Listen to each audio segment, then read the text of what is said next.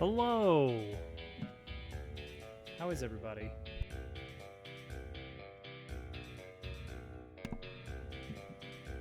$64. Welcome in, Mac, Willow, Al, Theron. Hope everybody's having a wonderful day. It's Monday, January 12th.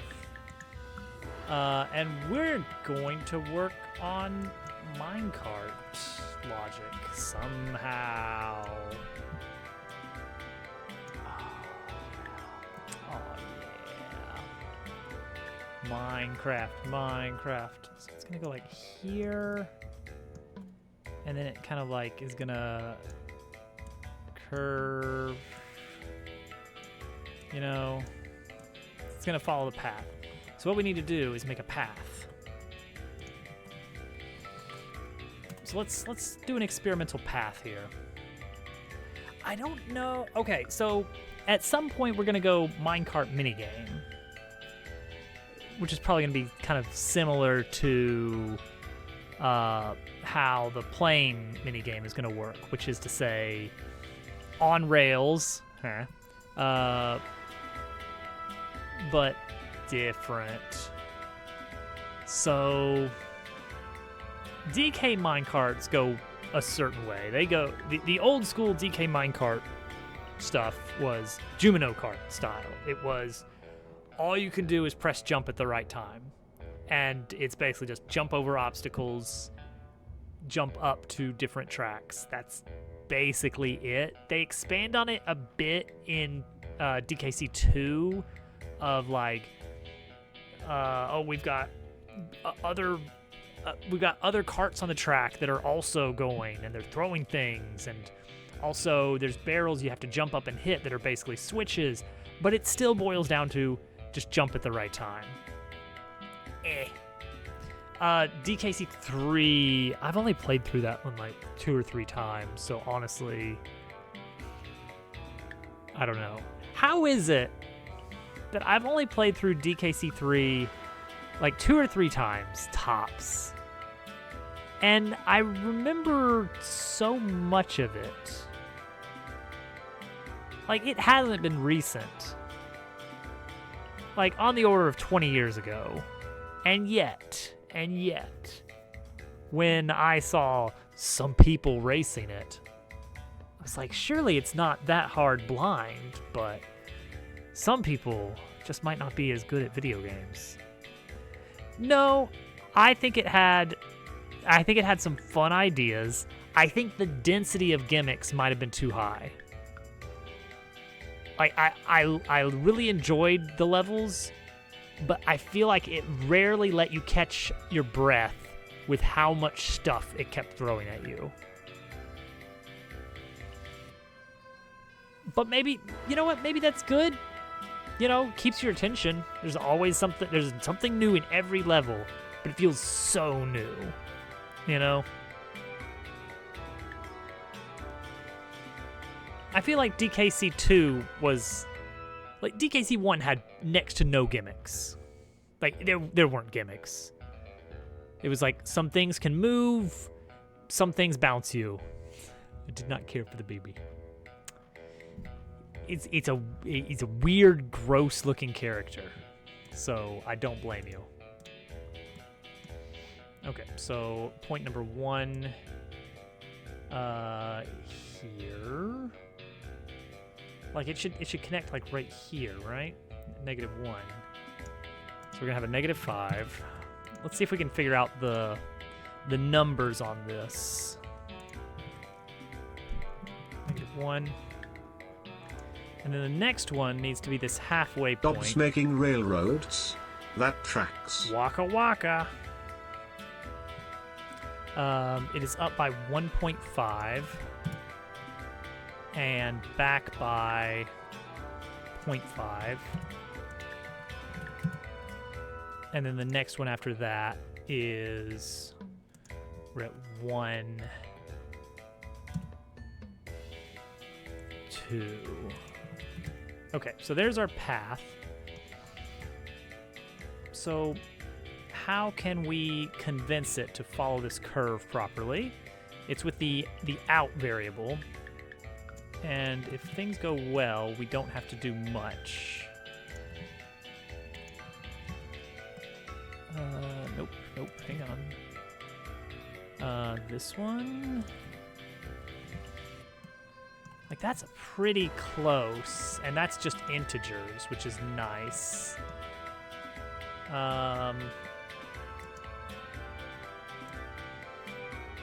So that curve is pretty close to right, but it's not quite there. So that needs to be more like here, 1.25. Maybe change that to 1.2. Okay, that looks believable, I think. So watch what we're going to do here. We're going to take this path, we're going to add a node type called a path follow. This is a built-in for Godot. And then throw a minecart on that. Okay, yeah. We may need a rotation on the minecart, as it turns out. Let's actually change that on the minecart. Which way's forward on this? I don't even know. Okay, so now, as path follow increases, let's see. Oh, what happened there? Where do you think you're going? Where are you going on this path here? Whose path is it anyway?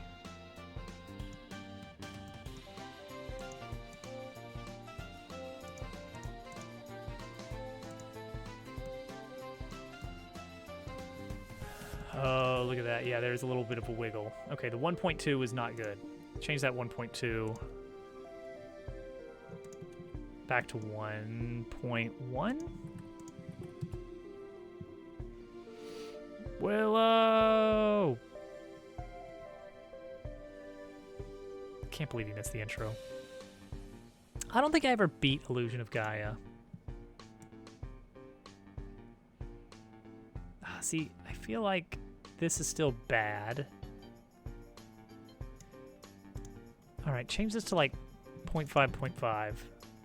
See, now you get this, which is awful. But the point is that it's going to be able to just like follow this automatically if I can generate the path automatically. That is the goal. The goal is to have some kind of script that can simultaneously act as like a spawner for these carts, so I can just define like a number of carts on the track at any given time, how fast the carts move, all that. And then it will automatically follow the tracks to determine like where the path needs to be. And then every time there is a split in the track, it needs to account for that somehow. That's scary. It should... That'd be really nice if I could automatically do that. The problem is, I probably can't automatically do that completely. We need a well, no. We have, instead of just like throwing split tracks together, we build a special splitter piece out of our curved tracks that can correctly split the track.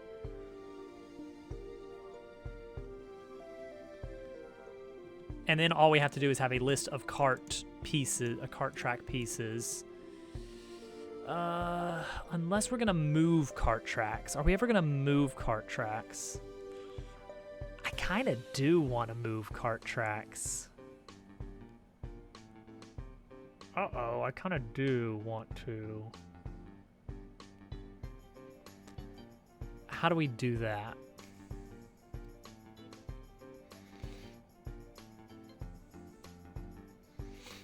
Possibly. That could be fun. First, I gotta figure out this angle.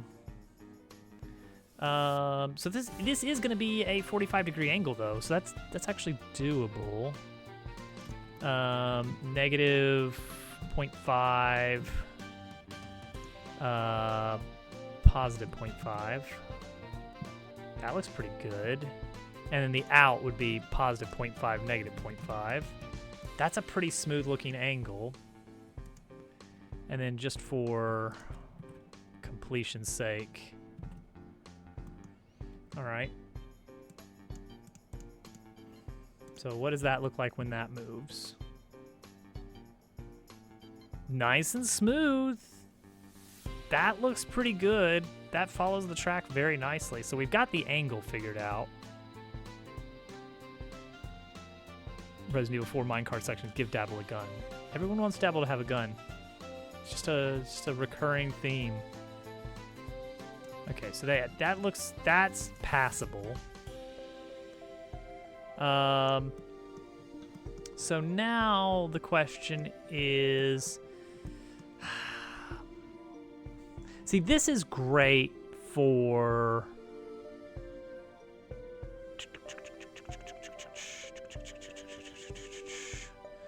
like, this is super nice for a set path. Even split tracks could be managed this way decently. But what about a case where you have, for instance, some kind of weird combo thing going on? Let's see.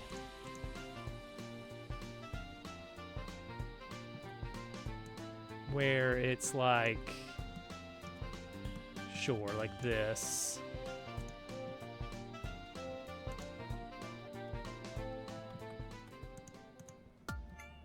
And then it's like on a turntable or something so that you can change it between going this way or that way or something like that. You know what I mean?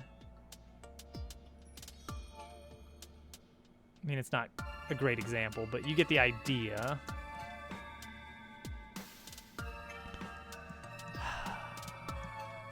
mean, that feels like it's just a split track with... Or, alternatively, what about like something like this, where it's like on a platform and it's like raise and lower pieces? Is that worth looking into? It's like, should the carts be allowed to actually interact with the environment, or are they always just based on the path? What can we do with the path? What can we do with the path? We already discussed this a little bit.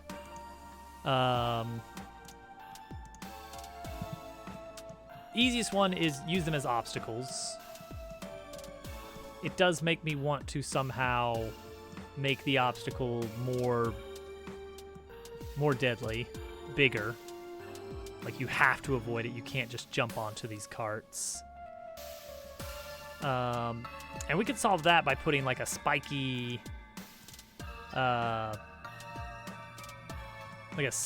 plank inside the cart, just sticking out of it. And then boom, dangerous thing suddenly. In fact, new inherited scene, spiky minecart. We're just gonna add a CSG box to it. Oop, it's time for me to go down. More safety spikes, that's right. I'll leave you with clips. I'll be right back, bye. I need to...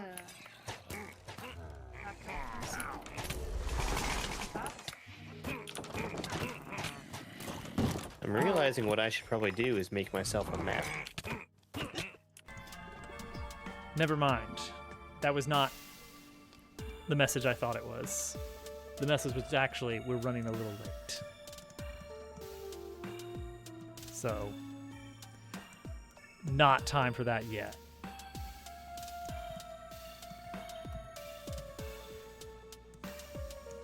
Just throw a nice little, just shove it in there. Use this material.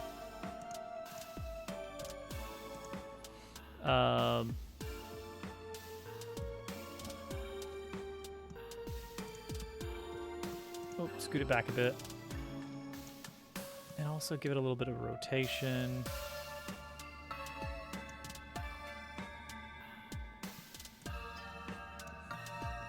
And we need a spike for it. So grab this material. Add a CSG cylinder in cone mode.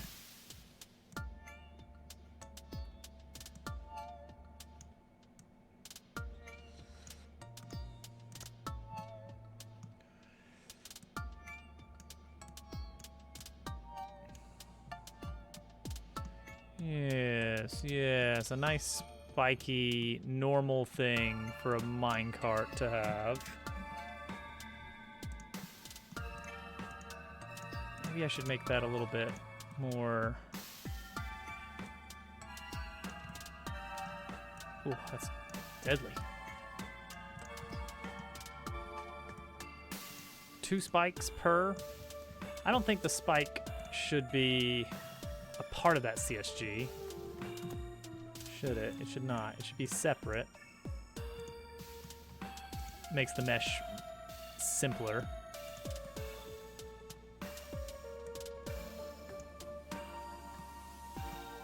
You know what? Let's actually have it going through like this. Then it kind of, yeah, that actually is good. That's good, actually.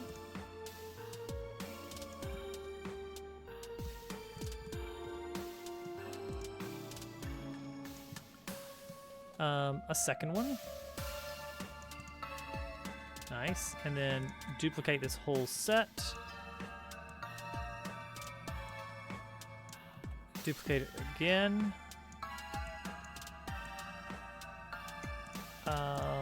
Wiggle these around a little bit. Make them a little bit less consistent. Okay, now.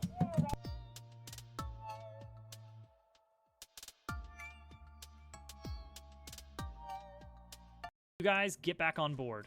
I want everyone back on base as quickly as possible. Return.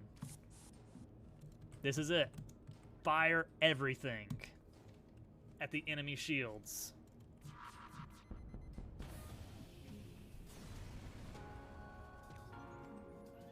We did it! Woo. Yeah, I've got 6 of mine back. Yep. Doesn't matter, they're not super useful. Alright, just a heads up, Turtle, we're not safe. We need to get to the to land quickly. Why? Dragon's gonna fly in at us and... Oh! Bro! Did somebody... Oh. Well.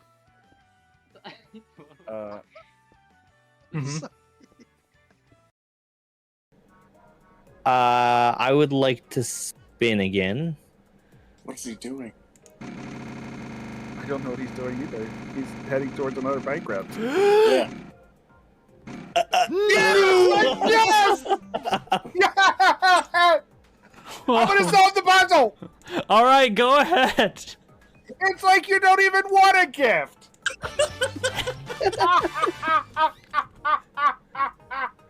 He could have had first place. What did he do?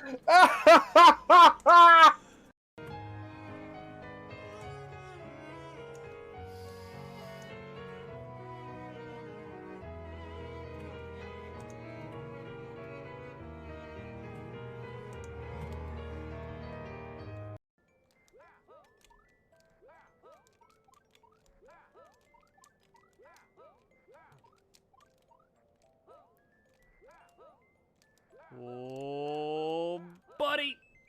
Oh. Okay.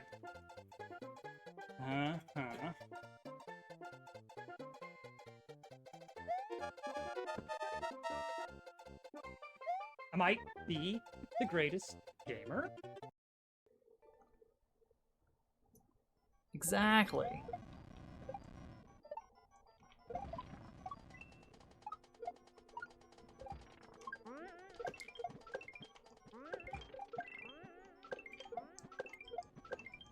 Hey! Don't jinx it. Nobody jinx it. Yes!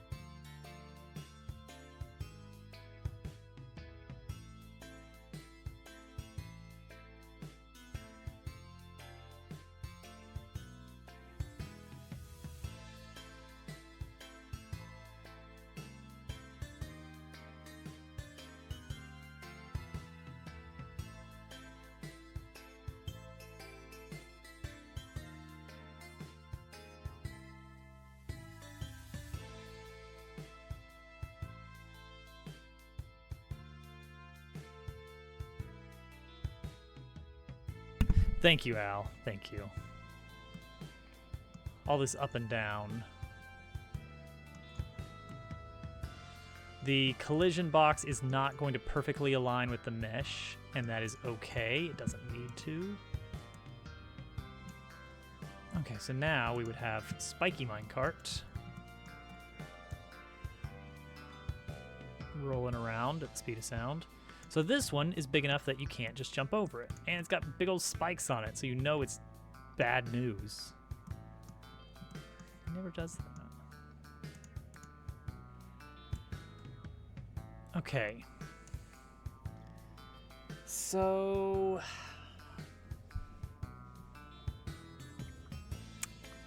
How do we do the rails? I would love it if the path calculation was automated. That feels like that would be very nice. If all I have to do, for instance, is snap these pieces down, and then when I start the game, it calculates based on the position of the rails. It's like, okay, this is the direction the minecarts travel. Done. Easy. Figured it out.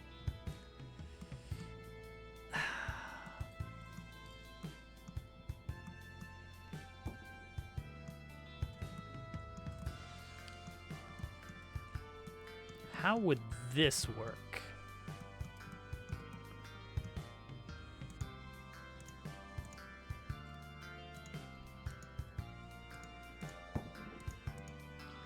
Like, this is probably going to be our most common type of... No, well, no. Probably we'd go straight. Like this. This kind of connection. So how would we do... How would we do that?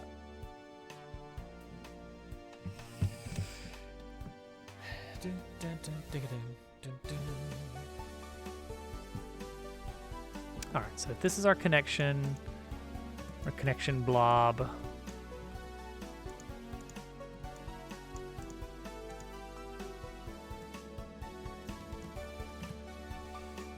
So this right here. We could determine that there is a track switch. Okay, it'd be bits. It'd be bits. Every time you add a switch... Oh, no, it's not. You don't always double it. Or give it to the next guy.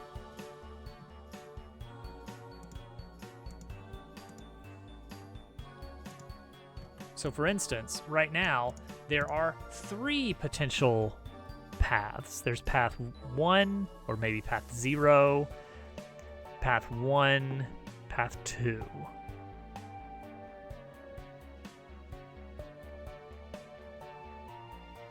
Oh, that gets complicated, doesn't it? So you would have left, always go left is path 0, no matter what. And then what if that splits like this? Like this. I'll pretend that that's there as well. Okay, so now we have path 0, path 1, path 2, and path 3. I don't love that, because that means if I take away this alternate route, then this one changes from being path 2. This becomes now path number 1 if we index it like that. 0, 1, 2. Ideally, the path number never changes. Like adding or subtracting more splits should never change that this is route number whatever.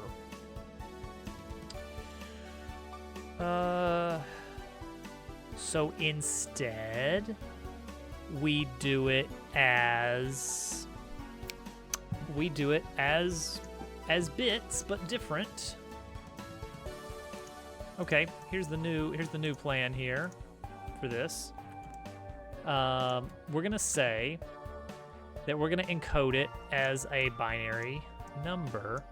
0. We're gonna start over here and work our way over. 0 representing left, 1 representing right. And so this binary number would represent take the first left, and at the next split, take a right. The next split, take a right. At the next split, take a left. I don't think we're ever going to have more than 2 splits, to be honest. But hear me out.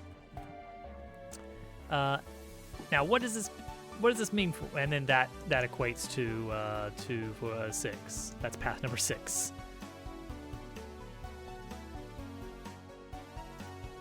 So we will calculate curves.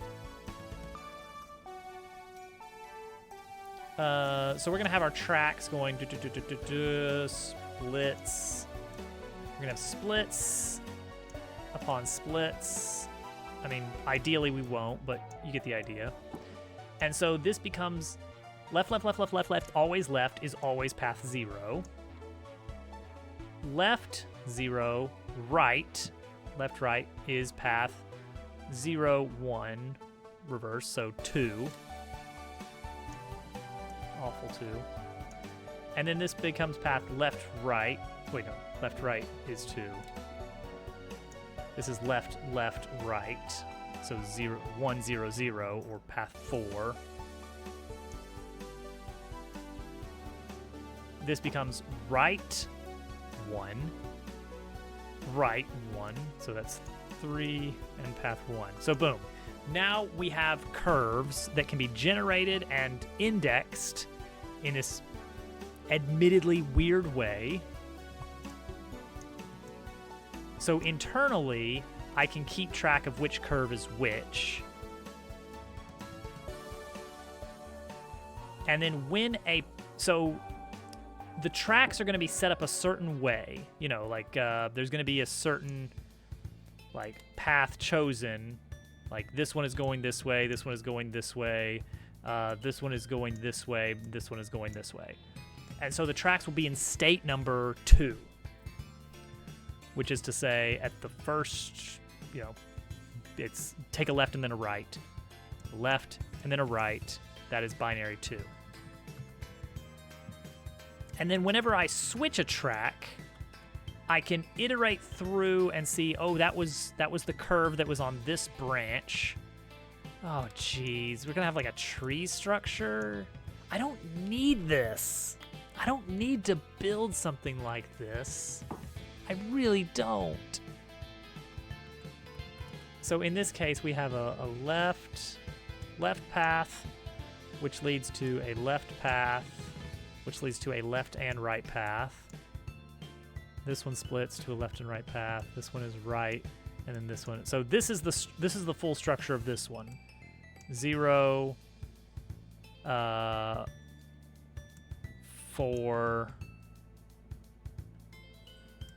2, 1, 3. This is awful. Is this useful at all? Is it useful to have this system? Does this actually get me anything that I couldn't get otherwise? Because what I really want to do is be able to just track, like, hey, I switched track. Let's say this is. Let's have these arbitrary. Let's intentionally have these out of order. A, B, C, D are our switches. Okay, so a full track system is going to have a number of switches. So let's say this is path C is switched. Okay, what does that do? That means we and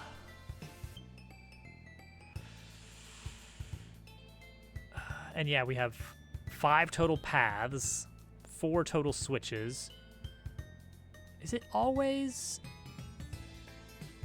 one more? It is always one more. because every time you add a switch, you are adding one additional endpoint that you didn't have before.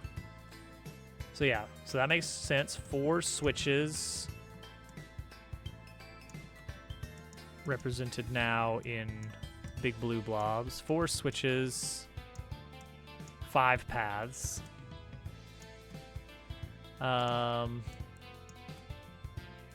So all I want to know is what the state of the 4 switches are. And from that, I should be able to calculate, you know, okay, based on that, I know that taking a left at changing C does not affect us, so we're still on this path. Isn't it still the case that the number changes if you remove a track? I think it would as a result now, because now you actually drop a bit entirely. So it's like I could add here and nothing changes. So it only helps when I'm adding it to an endpoint. I guess this would also be fine, wouldn't it? Because this would still be 0, and this would become 8.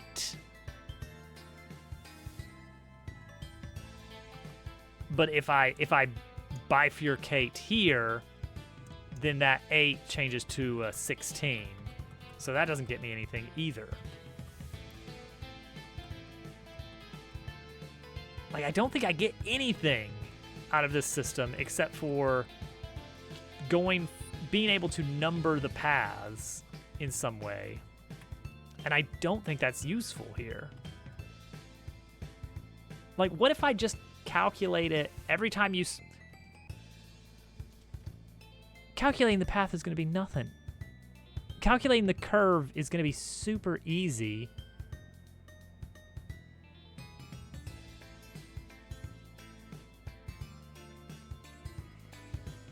Just make a new curve. Every time you switch the tracks, we just make a new curve? Is that terrible? Every time the track switches?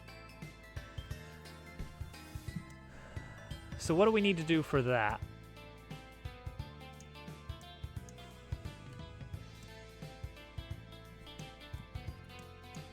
Okay, so a minecart is going along like a series of minecarts. Like let's say this is a really long cart or a really long track, and I've determined that there's going to be like 20 carts on this track at any time. And they're doubles also for some reason. What that means is that if I'm right here and I change this track, I do not suddenly want to switch this one onto the new curve, because the way that path follows work, it's going to plop it right here suddenly. And I want this one to still keep going. I want it to keep going. And that makes me feel like I want each cart to be running independently.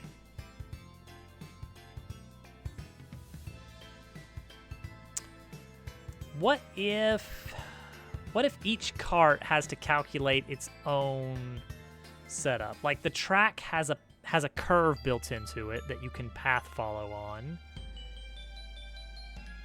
Okay, hang on. Maybe this is the way we do this. More a little bit more object oriented. The carts are our objects and they are responsible for their own behavior independently. And that's going to be that the cart goes to the end of a track segment. So track segment, splitter is its own weird special case. Track segment, splitter, special case, curve, whatever. So each of these tracks defines a curve. And all I know is go forward on the curve. As soon as my path ratio exceeds 1.0, which implies that my cart has... This isn't even for the minigame. This is just for dungeoneering stuff. This is just for avoiding obstacles, and I just want to have a little mechanic where you switch tracks. And like sometimes these are platforms, sometimes these are obstacles, maybe a mix of both sometimes. We'll see. But that's it. As soon as path ratio exceeds 1.0, that signals that we have... I don't know if I'm going to do it like Mario RPG or not, or if I'm going to do something a little bit different. We'll see. I definitely want to mix it up a bit. You know what would really mix it up? A loop-de-loop. Let's put that on the back burner. Okay, as soon as you exceed 1.0, then I know, hey, I need to look for my next track piece. And the track on ready will have also determined what its next piece is. Hi, Mr. Mike. Welcome in. It's gonna know, hey, I got to the end. Here's where you go next. You go to this path, which could swap. There can be more than one path per tile. It depends on some state. Yar. And so it becomes like a linked list. And then as you switch the track directions, the list link changes. This one no longer goes to here. Now this one goes to here. And then we need to have... Is it possible for you to dead end? I guess if you dead end, it just considers that the end of the track. Like, if you dead end, that means go back to the start. Or something. Or unload. The other potentials are still there. They're just not relevant. So it's going to be basically, hey, this piece goes to this piece. This piece goes to this piece. This piece goes to this piece. But if you switch this track, then we just remove this one link and say instead this piece goes to whatever's here. Bounces back? No, because then you're going to have carts running into each other, and we're not going to deal with that. Carts are going to be unidirectional. So we're going to have a special object, which is a cart track tile.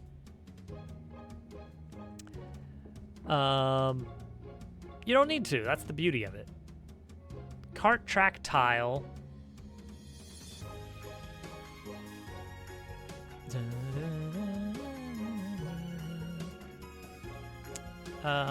We're gonna have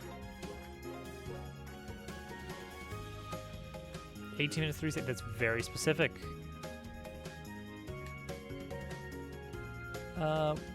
Yeah, we're gonna have each tile will have like an entry point listed, and then a pair of exit points listed. Cart game good. Agreed. Okay, so cart track. Cart track.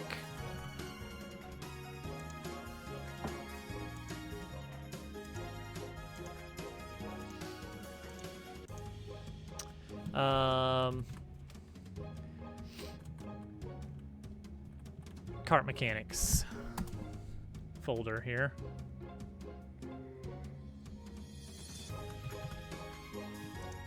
Okay, so cart mechanics, create a new scene. Cart tile straight. And that's going to be pretty straightforward in having this. Are we going to say that all cart tiles start at 0, 0? That might make it easier to track. It's not going to be procedural. What I really want is I could set up some path objects in Godot and just say, all right, I'm gonna lay out my tracks, and now I'm gonna build a path that carefully matches the curve of the cart, and now it just travels down that curve. And then also I have to do it again every time there's a track switch. I have to have a separate curve that does it. I would love it if I didn't have to deal with that, and I just slapped down a bunch of nodes like Lego pieces, and then my code would figure out how to build out the path correctly from there and keep the carts moving how I asked it to set up. So we'll have a special node for cart spawner, special node for track switch, all that good stuff. So this is going to be our basic building block right here. Cart track. So we're going to have cart tile straight. Should I have a base class for cart tile? We'll figure it out.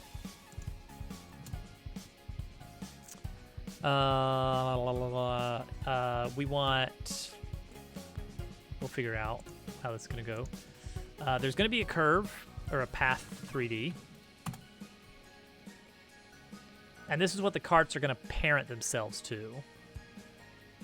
Is to this path follow node. The path follow node is going to jump onto different paths appropriately.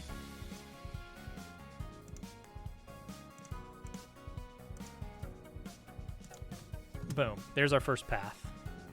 Easy. Oh, everybody knows this one. Everybody knows this one. Yay! So we want to get next path or get endpoint. I don't even know if we want that. I don't know if we need this yet. No, I guess we do, because I'm thinking about curve tracks. Curve tracks are going to change.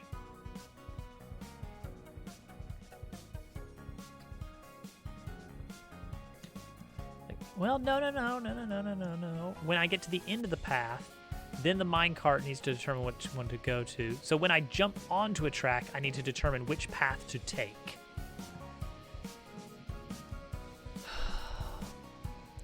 So my cart knows what path I'm currently on, but when I jump to a new track, that's when I need to determine whether I'm switching curve or not. So it's going to be get current path.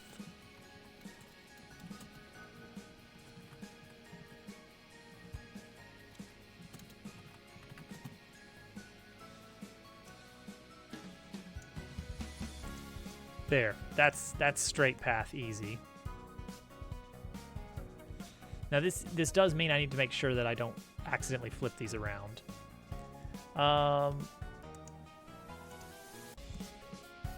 Next I need a minecart, a special minecart spawner, and a minecart handler.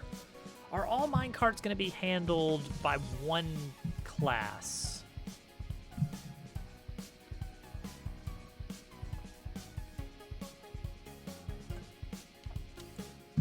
I could have the spawner handle the carts it spawns. That seems reasonable.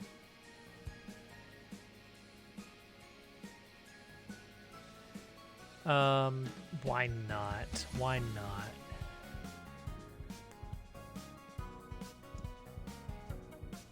Okay, so that's just going to be a node object, right?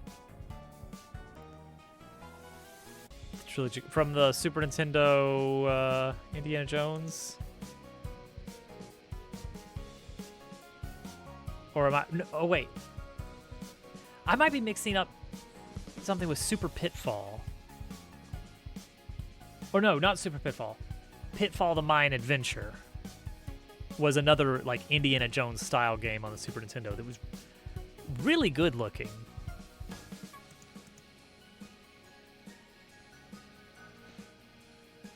Actually, suddenly, another game pops into my mind. Home Improvement. Super Nintendo. For some reason. Okay, yeah, there's just a dinosaur. Shooting fireballs. Why not? You know what it is? It's the realistically proportioned humans. That's what it is. Main character that is a realistically proportioned human man. Indiana Jones, Pitfall: The Mayan Adventure, Home Improvement. All on the Super Nintendo. They just get that vibe. Create new node. I'm going to call this one Cart Spawner. Now it's gonna have a few export objects. We need the cart type, which is gonna be a packed scene, so we can instantiate that. We need the frequency. Yeah, number of carts on the tracks is just going to be determined by the track length. So we just want to know seconds per cart, not carts per second. By default, 3. And also, we need to know initial track or starting track. And this will usually be behind some thing where the player will not be able to see the carts appearing. So that's just going to be a node 3D. GameCube games. I hope it's Star Fox Adventures.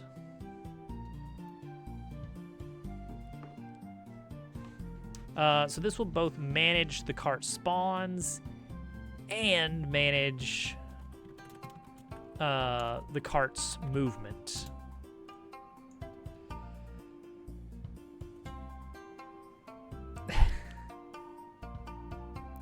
Oh, I know what it is.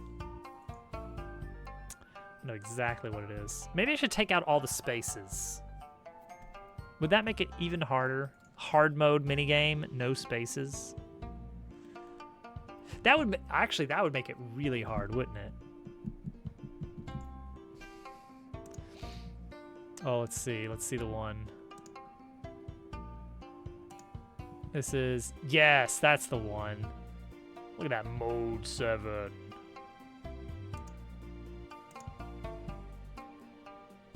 There really was a, you know what? I'm glad that there was so many minecarts over lava in the Super Nintendo era. What a great thing that we had going. Let's see here. Cart timer equals 0.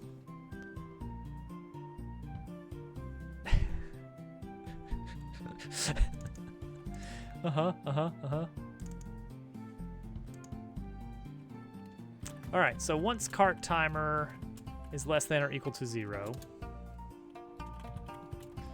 up that. Cart timer minus equals delta. Oh, were we?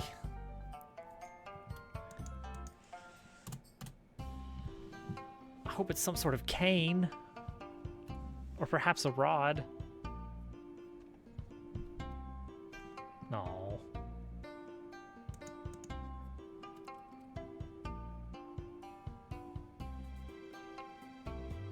Ah, yes. Yes, I know the one.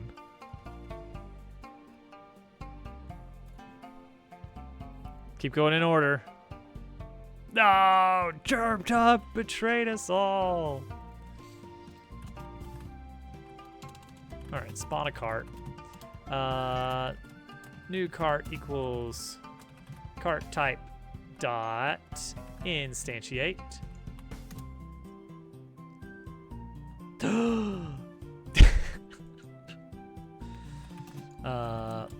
Path follow A equals singular strike. It's good. It's good. Good roll. Also a good roll. Oh man, you know what? We should never play Darkest Dungeon again. I just realized. That'd be great. I hated seeing everyone dying. It looks so different. From what I understand, the gameplay is quite different as well, which, I mean, fair. If you, there's really two ways that you could go with the sequel. You could make it completely different or just same game plus.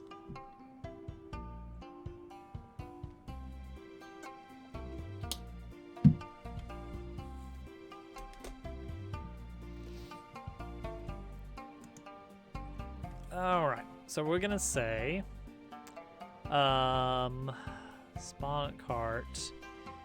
So you instantiate a new cart. You instantiate a path follow. I should just play Core Keeper instead. Ah. No, if I get any chance to play a video game for any extended period of time, it's probably going to be Factorio. Oh, wait, it's probably going to be Starground. We'll probably take a break for Starground once that hits 1.0, right? Pathfollow.add child, new cart. And now we need the curve. So the path is going to be the starting track dot get current path.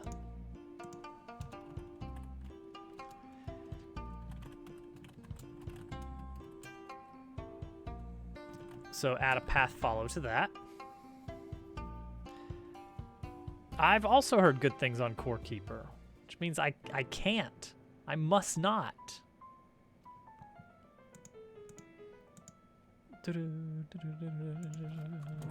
Carts. So we're gonna manage this. Carts dot append our new cart. New cart. Okay, and now process existing carts. For cart in carts. Cart dot get parent is the path follow.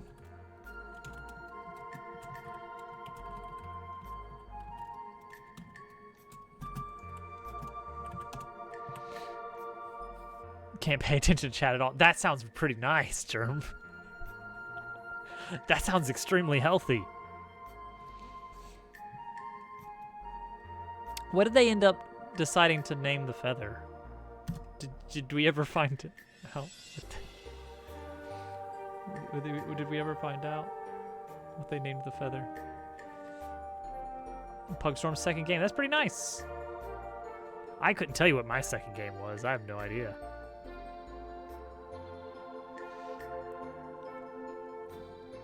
Okay, so a path follow node has progress, and that's distance.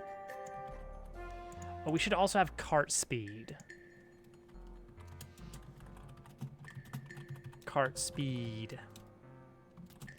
Let's say 1.0 to make it really slow.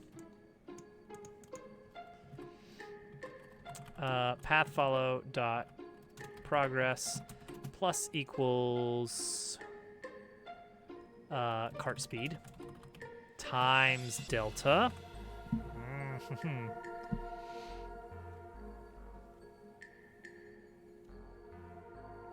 Bit of Terraria vibe going on.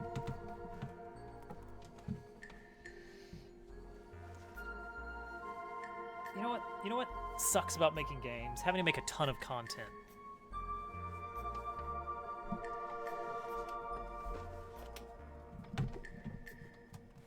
Getting a major update soon. More major updates for Terraria. Ugh, content. Fixing crafting. What is there to fix with craft? What's wrong with crafting? This is a legitimate question because I really don't play Terraria. I have played it.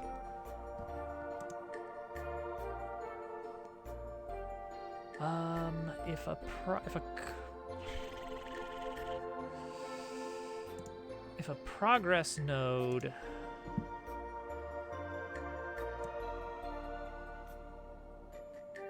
oh, see, that's because loop is on. If you turn loop off, then it just stops. It doesn't let you go beyond maximum. Oh, it's gonna go. You just wait. I'm gonna guess item recipes. Yeah, I do remember like having to like figure out like, okay, what does this make? Oh, I got a new item. What is that? What is it used in? I mean, that's going to be a problem with any game that has such a huge crafting tree, right? So I want to know the progress ratio. See, if I do this blindly, I'm going to do it blindly. I'm just going to say if path follow dot progress ratio hits 1.0 and it can't go beyond 1.0, I'm going to discard the spillover and we're just going to live with it. So they're doing something, but we don't really know what. Jump to next track. So now we need to actually know what the next track is. And this is where we have to determine I've never played Spelunky, but I've seen a lot of it. Not all of it, but a lot of it. How do we know what the next track is?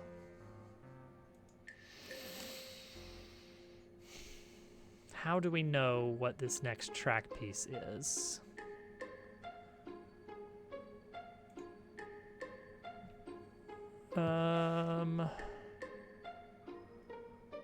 Let's see here.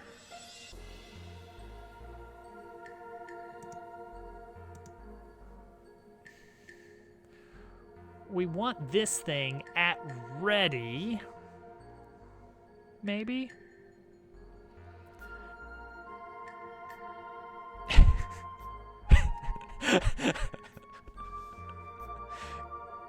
Good job, Val. I guess we could just say take the path, the current path, or the path that the cart is currently on, which is, okay, so we would say current path equals path follow dot get parent, and that is of type path 3D.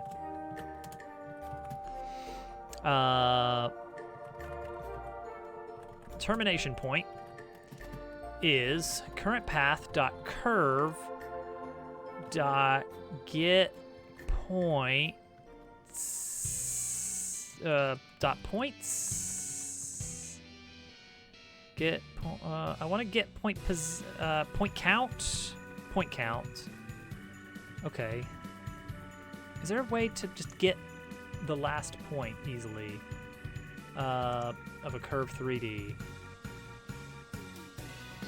I can get baked points. I don't want that. I want to get point position of index. Oh, okay. All right, that's fine. We'll do it that way.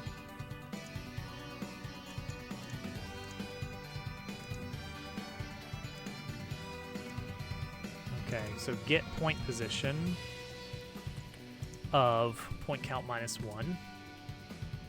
That's the final point in the list. Welcome back, Casual.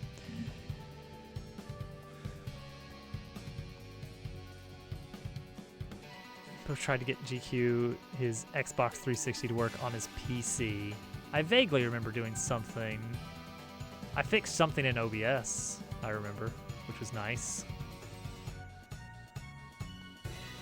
I made him install whatever it was. I don't know why you left.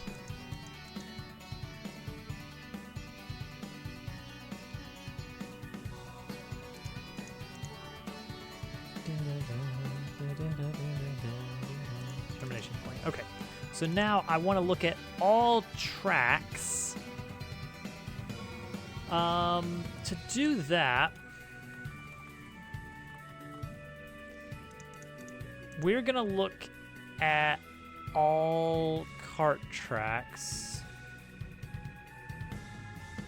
That would be really silly, Dove. Everyone would hate it.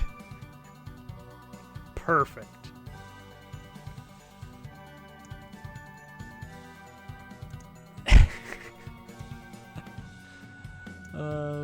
All right, so get all nodes.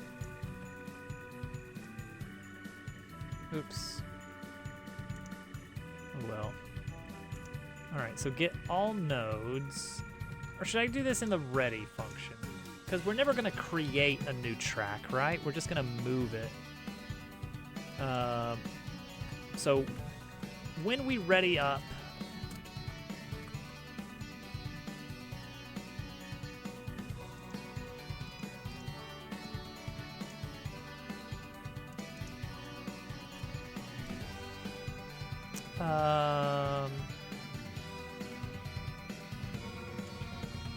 node is that what I did? No. This is, yeah, here we go. For searching descendants. Can you search for Godot, get all nodes in group? Is that possible? Oh yeah, that's much easier. Is to just do it group based. I've done that somewhere. Yeah, here we go.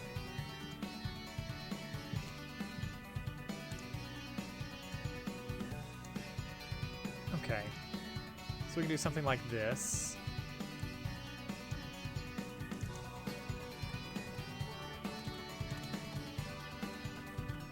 All tracks. Yeah, let's just do it this way.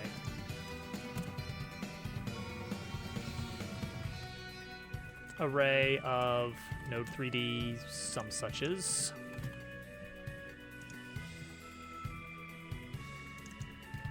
And we're going to call it cart track group. So that means that the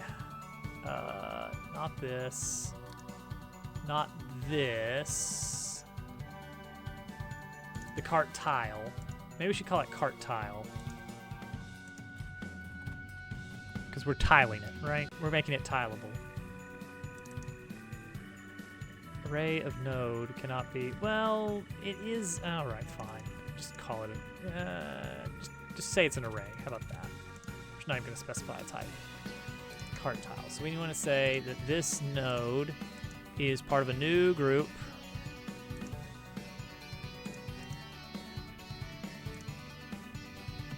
Global. What does that imply? What does that mean? Godot global group. What is a global group? Scene groups versus global groups.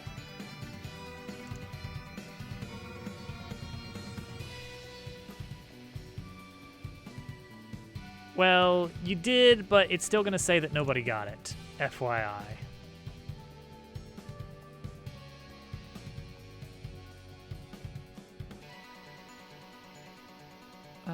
Okay, yeah, we'll do global group.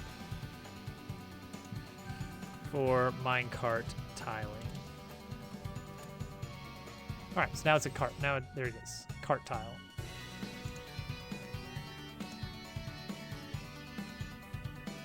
Okay, so we have all tracks that are in the scene, right?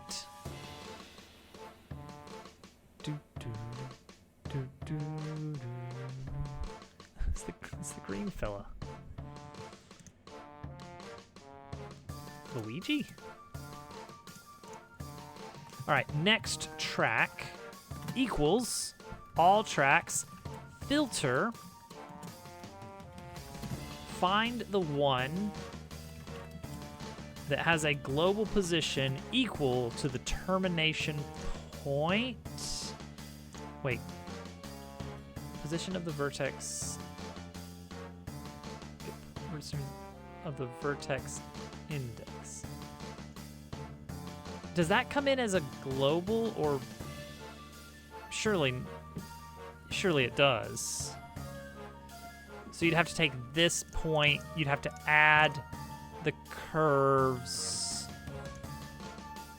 current position.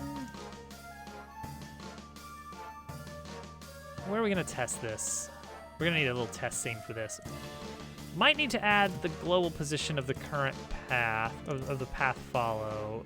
No, of the current path. Of the current path's parent. Current track equals current path dot get parent. parent node 3D. So take that global position. Okay, so that's our termination point. Find the next track. If next track exists, then we want to reparent to the current path of the next track. So new path equals next track dot get current path. And now take our path follow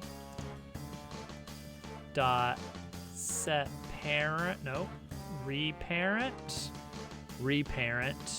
to new path and set progress back to 0. Whew, I think that's gonna work. And if next track is null, then cart dot delete it, and also remove it from our list of carts. It's a good one. It's a good one. Okay, we're gonna do a little testing with that soon. First, we need a good environment for a mine. We're gonna call it a mine. I'm gonna look at the power station environment. Looks pretty good and promising, right? Yeah, look at this. This is sort of the, you are inside the power station. We're gonna duplicate this one, and we're gonna call that Mines 1. All right, so let's work on Mines 1 here. Mines 1 is gonna have a new environment. Background is gonna be a sky. Sky is gonna be procedural. We're gonna go kind of a deep dark brown, right?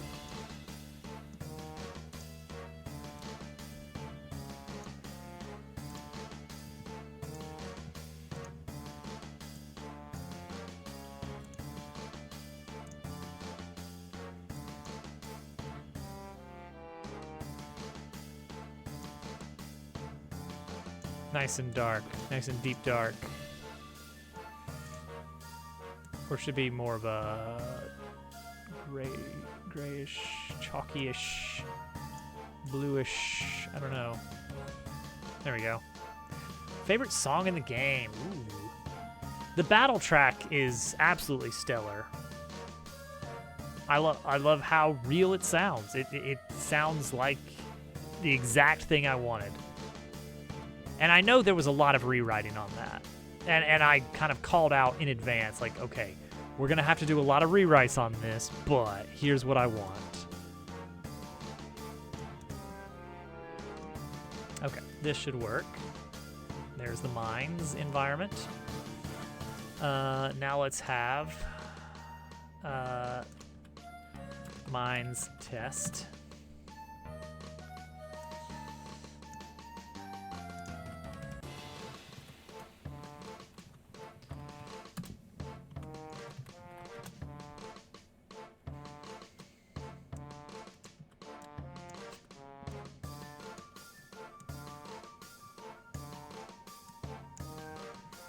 Okay, we're gonna need a lot of room here.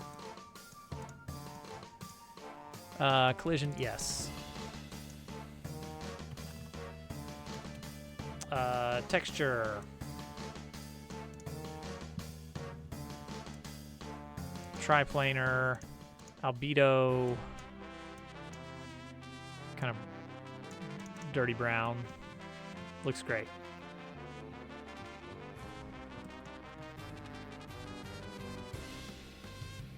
Yeah, it's good. It's a good one.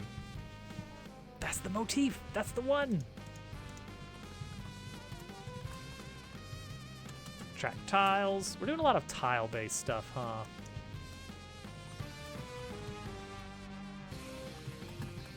All right, cart tile straight.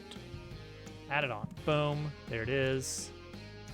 So the idea is we should be able to just kind of plop these in. and it should just work.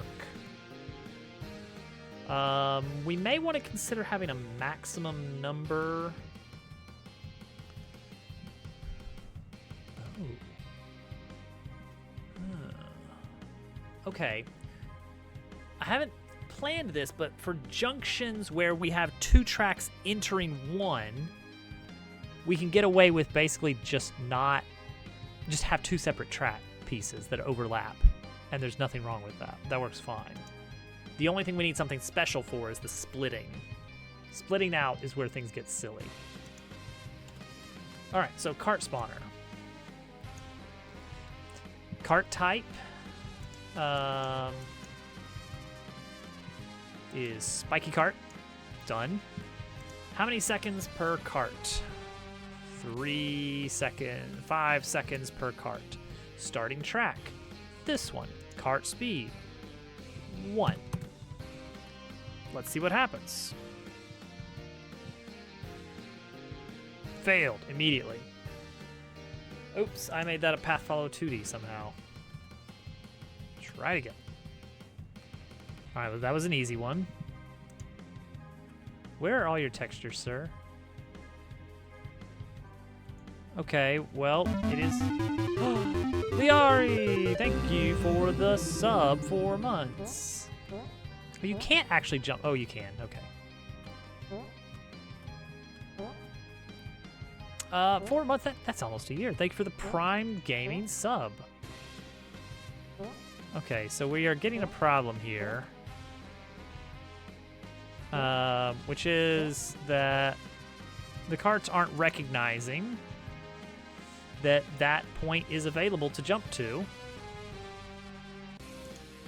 So we're going to have it print the termination point.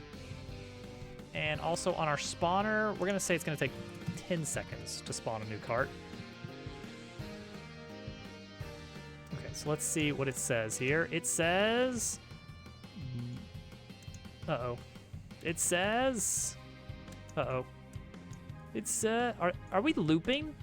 Is looping the default on a path follow? Yes.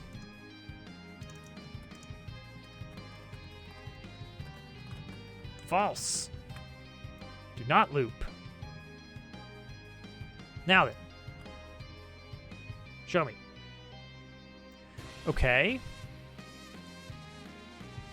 In array. How did we get an array here? Oh, because I did a filter. So I want to say if next track dot size is greater than 0, then do that. All right. Oh, it's going. Oh, it's going. I think I need to raise the cart up a little bit because right now it's kind of running over the wood. It's so slow. Well, yeah, but it's a test. I can change the value to whatever I want here. I can say we get a new cart every 4 seconds and it travels at 4 tiles per second.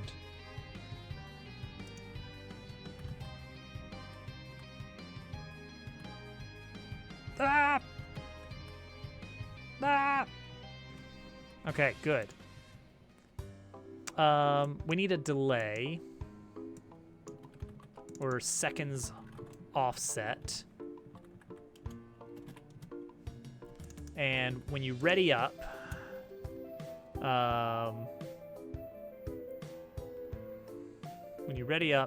cart timer is going to start at that value. Birdtown is also really good, and the hub.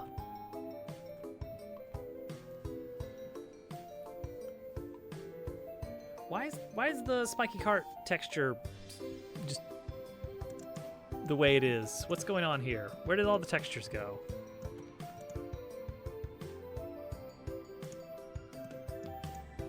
Where did your texture go?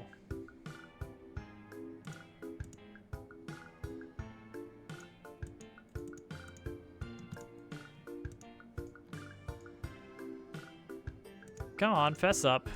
Who ate the texture?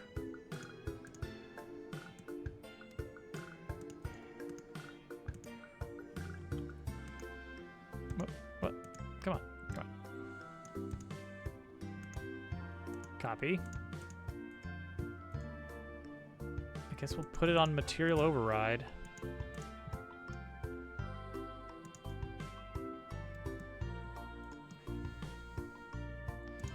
It's really weird.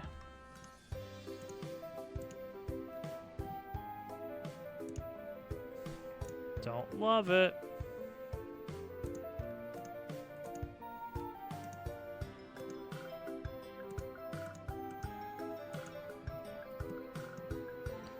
Okay, and now you have most of your stuff.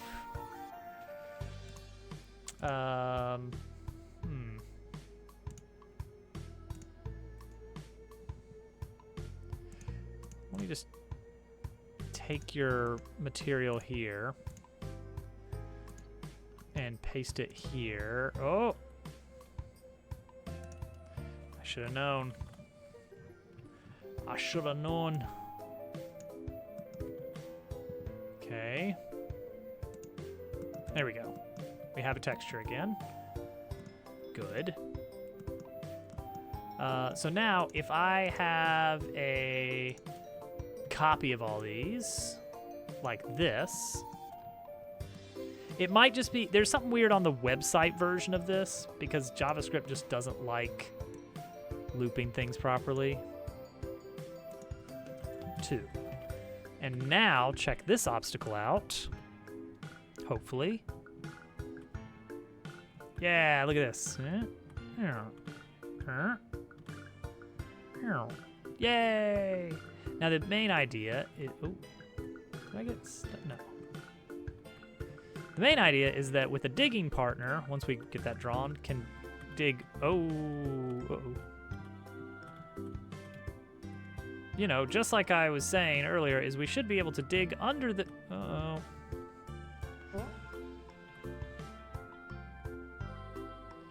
I mean, maybe not. We'll see. I think we floated the idea, but I never actually tried it. You know?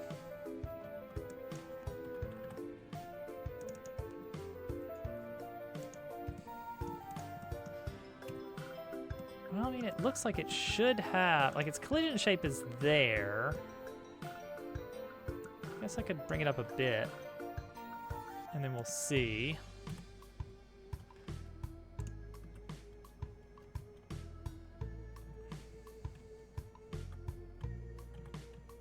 I just can't seem to get under it.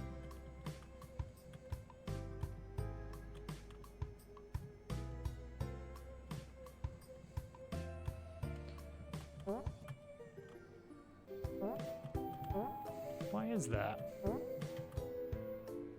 Whoa! What?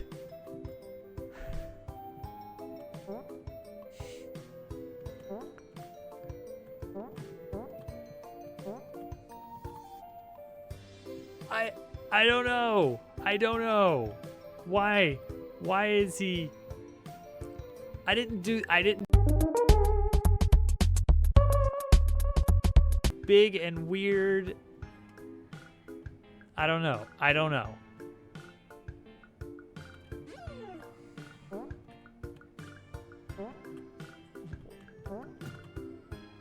Oh dear.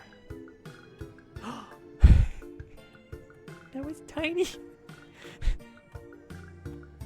That was so small.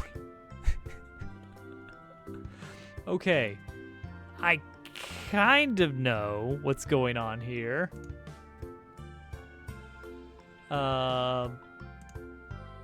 And it's the digging code messes with your sprite scaling.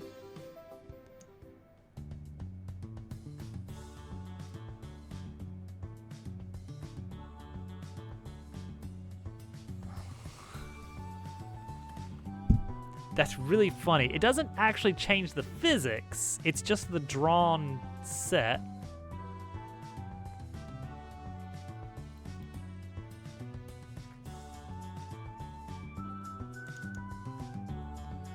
So I reset the player position. So it's because I got thrown out of bounds while digging.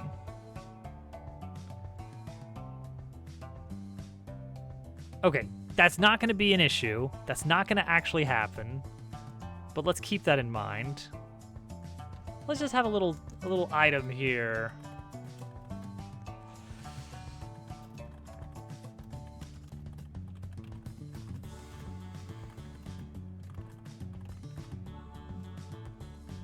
Yeah, let's just keep that in mind.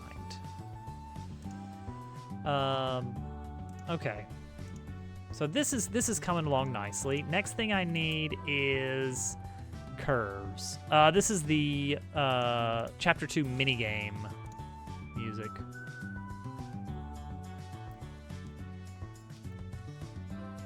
Okay, so the curve.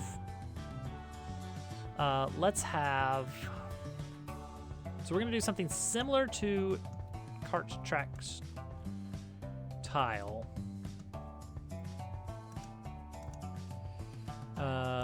So that is cart tile straight. We're gonna do a small curve. Should I do diagonal as a curve? We'll see. We'll see. All right, small curve. Went isometric there for a bit, and I don't know why. Path, make unique. Cart tracks curve. Get that in here. And then duplicate that. So we're doing this. Now we had another test, didn't we? Mines test, track test. Yeah, so that we know the path logic here. We're going out 0.5.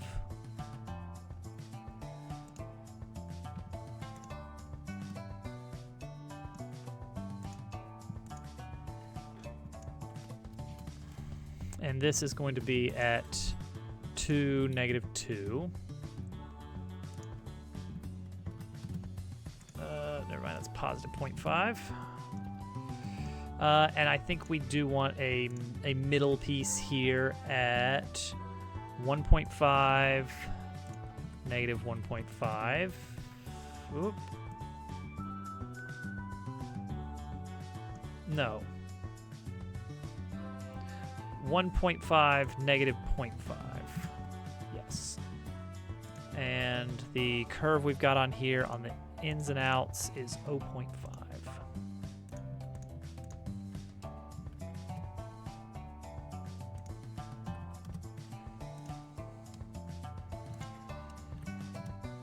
Understandable, I think. Okay, there we go. Boom, boom, boom. Done. Something doesn't look quite right here. No, that's fine. It's just the metal that's not hooked up. Ah, right, because this piece here, we decided it's actually going to be more like this. So, change that rotation, scale that, -1. There we go. That's what we're looking for. All right, cool. And that's our small curve. Cart tile, small curve.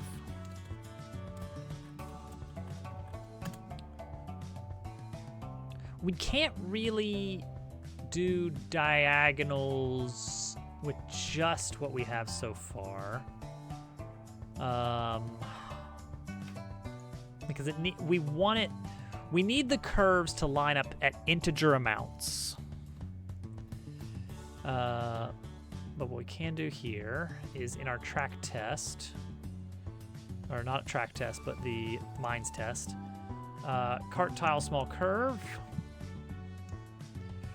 All we gotta do, shoot, we need a separate one for left and right. Small curve left, because it's the entry point that matters. Well, hang on. If we mirror it with scaling, that would still work, wouldn't it? I think it would. It's a little silly, but it would work.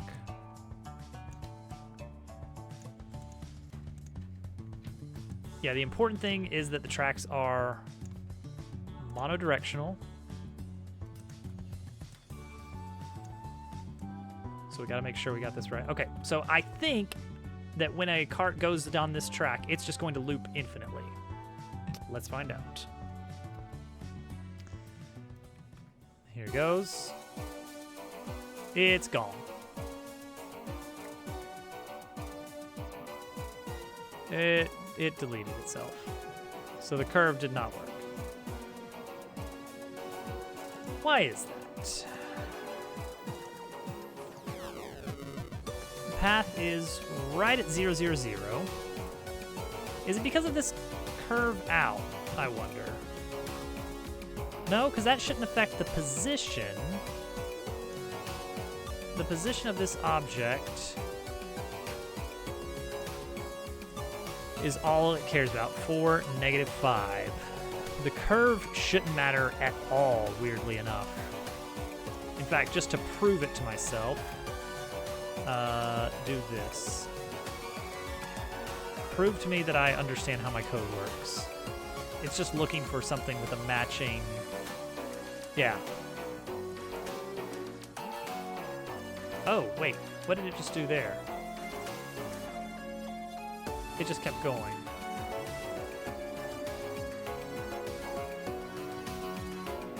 Oh.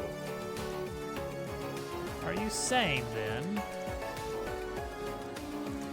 if I took these, twisted them around, it would not work? No, it would not work. Yep. Okay, scaling and rotation are not accounted for yet. When we are asking the code to track down what is the point where this ends, this is offset by... Can I get a Godot curve point global position? Is this possible? I have the point index.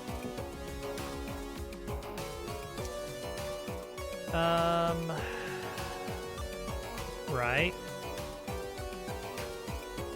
Get point position. No, we have to deal with rotation and scaling.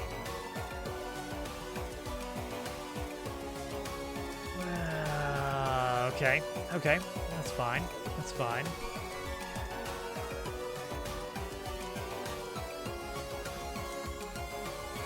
Yeah, rotation on its own is one thing, but once we add scaling, that adds a little bit of flavor to the mix. So this object is just rotated. This object is rotated and scaled. So this is really going to be the big test.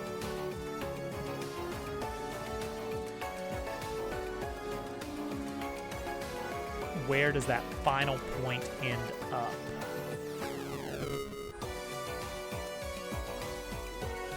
Okay, so what's the order of operations here?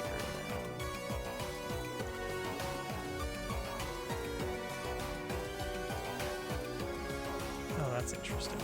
I don't really want it to do all that, but I get it. I just wanted to flip it to a left, or a left to a right, you know? But then it did all of this. Why did it flip all of these?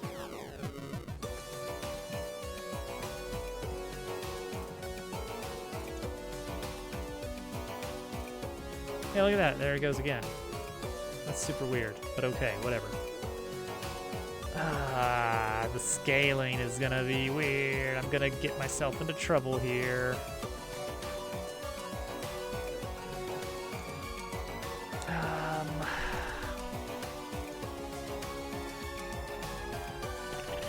Okay, we definitely need to deal with rotation, but maybe I could just have an... No, I want to be able to mirror things without having different variants. So let's just assume that mirroring is always going to be just we care about -1 scale, in which case our Y rotation is flipped. So we're just looking at rotation Y and X scale of the cart tile. Okay. Sure. Although, could we instead, since the path follow node, when does the cart, all right. I don't know when the cart's global position updates.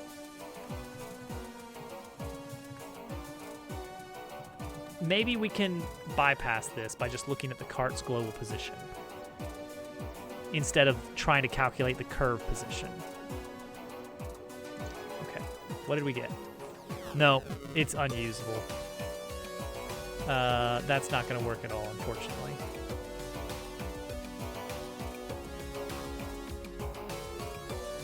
Yeah. It doesn't update in time. So we do need to get this. All right.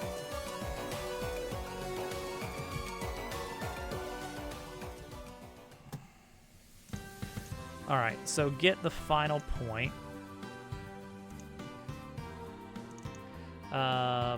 Curve local point. Or local position. Curve rotated position. And then that's the one we're going to be messing with. So we need to take this, which is a vector 3, rotated around vector 3 dot up by an angle of current track dot rotation dot global rotation dot y plus pi if current track dot scale dot global scale dot scale dot x equals -1, else 0. Is that enough? Geez, that's a lot of mess. Does it work? No. No, it does not. Okay, cool. All right, delete this one.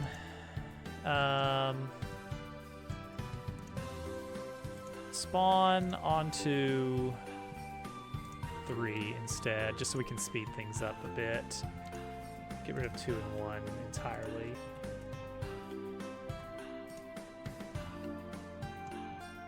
We just want to hit a curve, right? It does it always comes back to minecart tracks, like it or not. This is what the people want.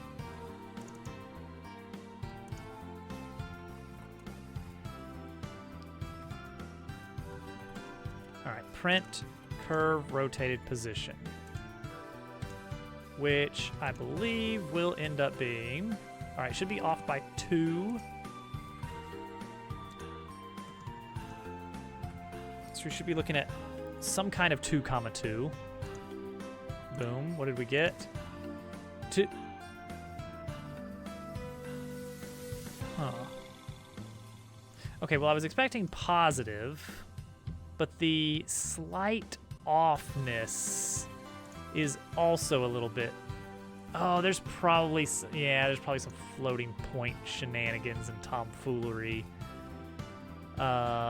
So take that vector 3, round it Does it take a... No. It's just gonna round it? Okay.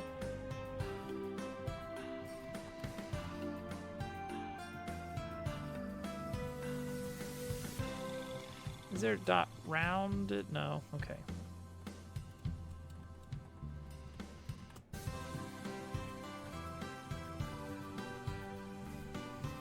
Sure. Get the cart tracks to connect already. Okay, delete it again. This time it did give us 2, -2. But I kind of wanted 2, +2.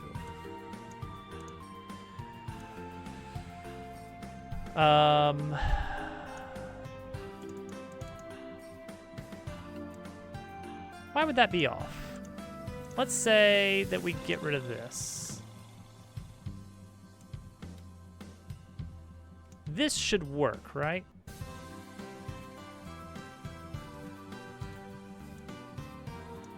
Like, this should work.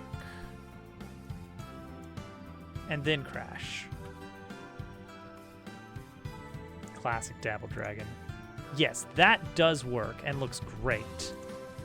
So it's only when we're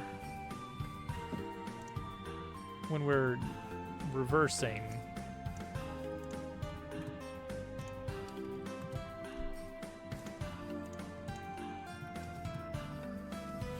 Oh, is it because of this Z180, I bet?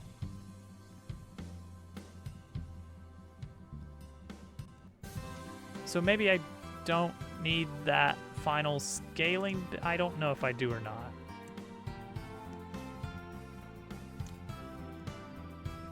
Well, surely I do.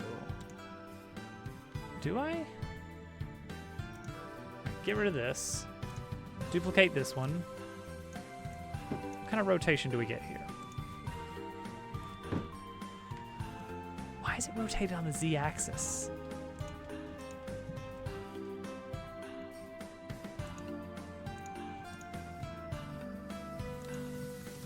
This is what I want right here. This rotation. But it automatically fixes it to this.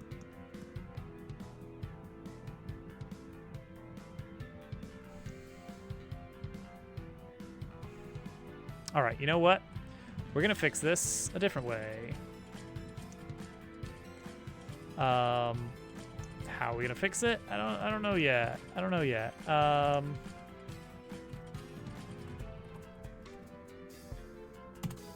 By always having this available. Done. Incredible. Copy that onto this one too. Boom. Uh-oh. I just wanted the path follow. There we go. Always be at progress ratio 1.0.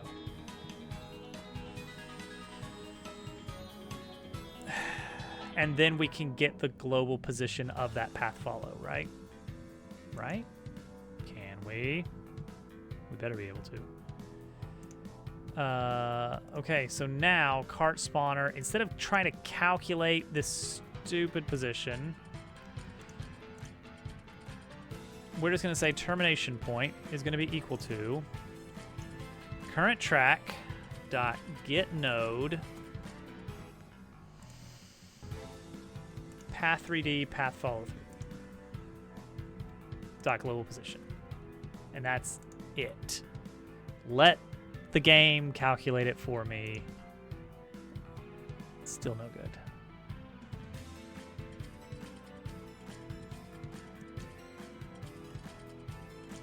Okay.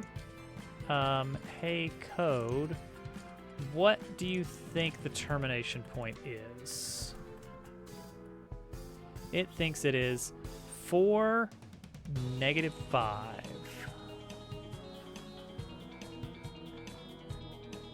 And then I don't know where 6 negative... Oh, wait a second. Wait a second.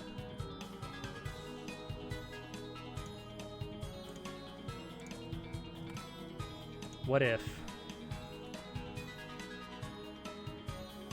I found it. found it.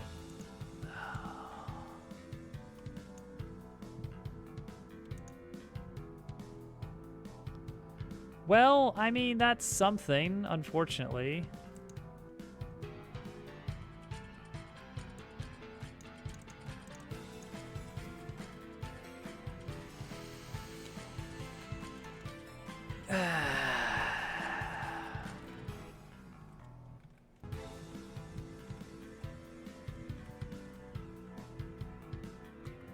All right, let me fix the rounding errors. Great. Great. Okay. All right. All right. Path follow.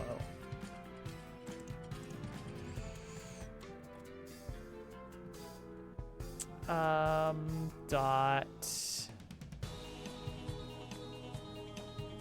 rotation none.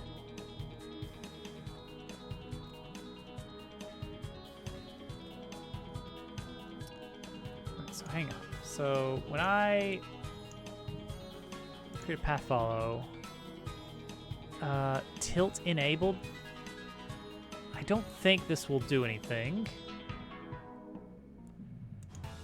Ah, rotation mode. Ah, well, I do want Y rotation, and I probably want X. I don't know what any of the other ones do. Let's just try some of these. Let's just try some and see what they do. No, not that one. Let's try XY.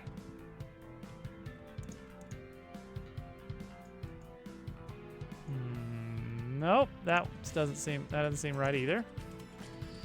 Try just Y.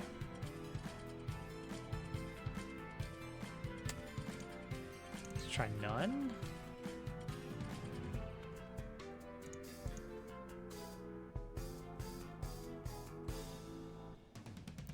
Well, no, now it's just sliding around even worse.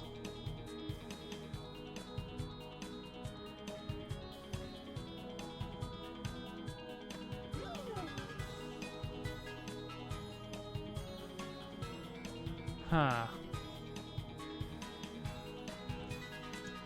Well, darn.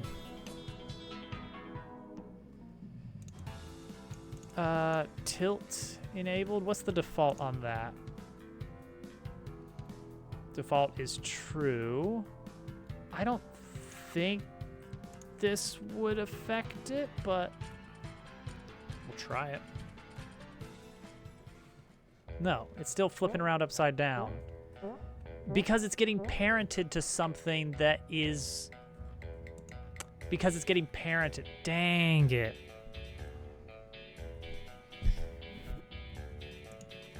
Yeah, it's all right, we are gonna have to do this. Small curve, left.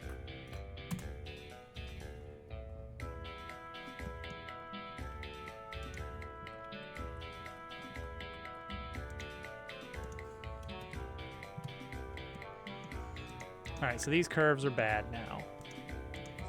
These are bad curves. Now we can make a variant of this that is right. But that does mean that anytime we have a curving one, we're gonna have to decide up front how it's going to operate. Now this stuff here, this I can flip. No problem at all. Maybe a little bit of problem there, but that's fine. That's fine.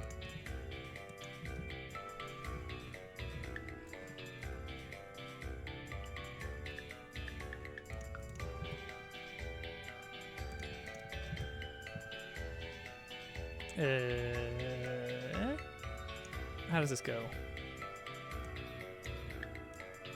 There. And then this path needs to be made unique. and then everything gets negativized on the z-axis.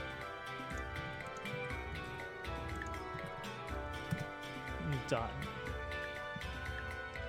Now we have small curve right. And we can just plop that in. And it will just work, won't it?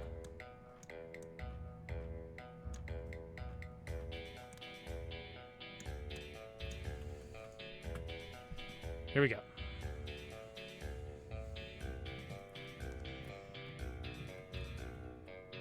Yay. But what happens there? If I write it across... Okay, that's a new one.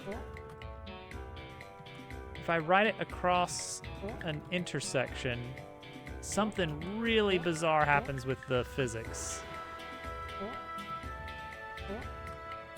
Or not an intersection, but just like anytime the track is connecting to the next one, it goes crazy on the physics. It's because I'm reparenting it, probably. Why would that matter?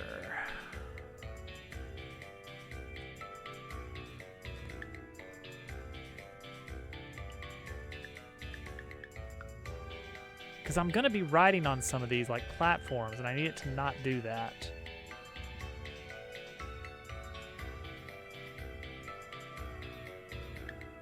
I guess it is just like touching on its physics, isn't it?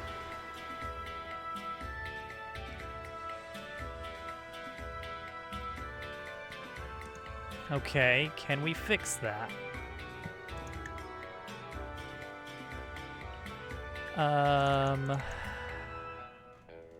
Can I get distance remaining?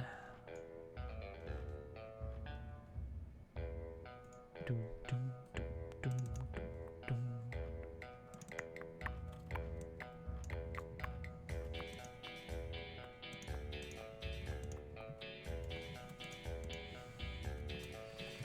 dum. Distance remaining is path follow dot get progress, yes, minus current path dot get curve, get path length, get baked. Is it not the? It is current path dot curve dot get baked length. Okay, so that's the distance remaining. If distance remaining is less than the amount of distance we're going to go, then we have spillover. I don't think this is what's doing it, though. I don't think the spillover not being calculated is what's doing it.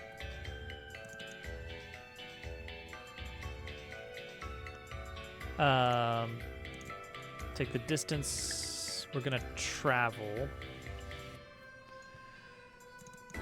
Let's say we're 5 meters from the end and we're about to travel 15. Then we take that 15 and we subtract the 5 and we are left with the 10 spillover. Path followed up progress equals spillover. I don't think that's gonna fix it. There's a weird little physics hiccup here happening. No. I mean, this certainly looks nice and smooth, and it probably works better at high speeds now. Oh. Oh. Why are we glitching out? What are we getting pushed around by?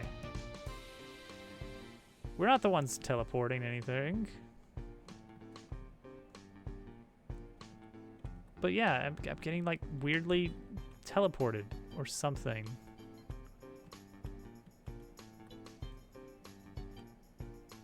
But what? But by what? By what, I ask you?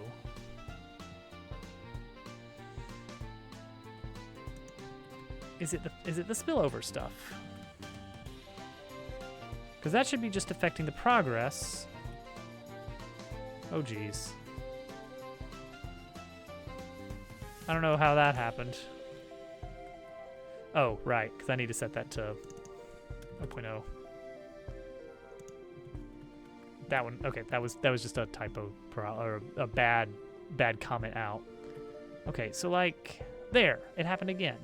I just got, yeah, right there. So it's not even taking many of these for this to happen. Seconds per cart, 60. Oh wait, you know what we could do? We can have a max cart. We can set a max cart.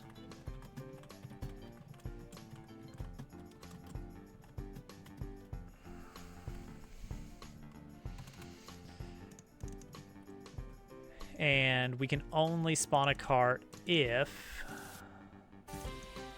cart timer is less than 0 and ooh, well, cart timer plus equals seconds per cart. Do we just skip a cycle? Yeah, I think we just skip a cycle if carts dot size is greater than or equal to our max carts. No, if it's less than, then we can spawn a cart. So now all we gotta do is say on this particular spawner, like, oh, nope, only one cart allowed. And now, yeah, there. There.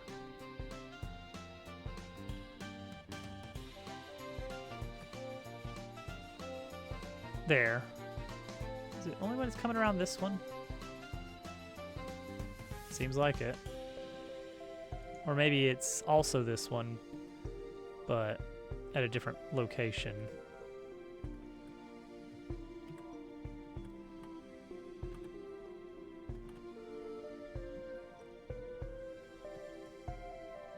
Should just stand a little. Oh.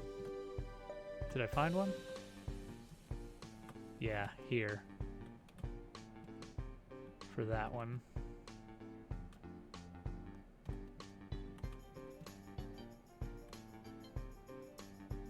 And there. So it's usually the inside track for some of these, but like what is actually happening there? Why would that be happening?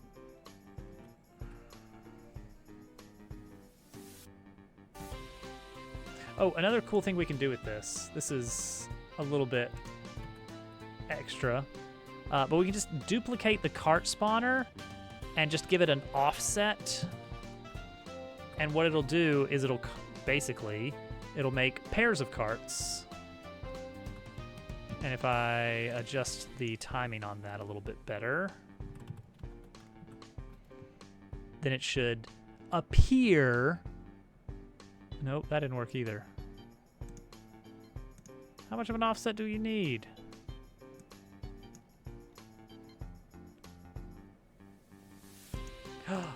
Are these using the same? No, they're not. They have their own carts object here. Cart timer 0.025. That should be. I'm wanting to see these kind of like conjoined. Like that, yeah.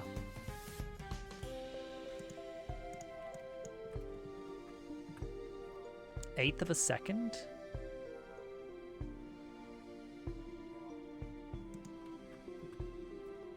What? What? Okay, times 2, a quarter of a second. That's the exact same. That's the exact same spacing. What's different here? All right. What's going on? Oh, because they are physics objects.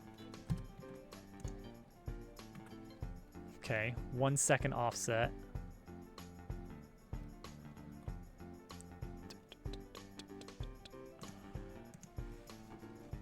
Half a second offset.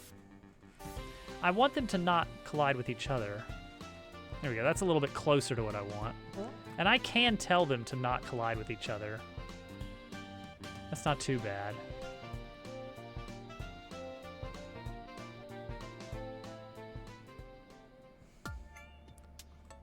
Actually, yeah, that's not too bad at all.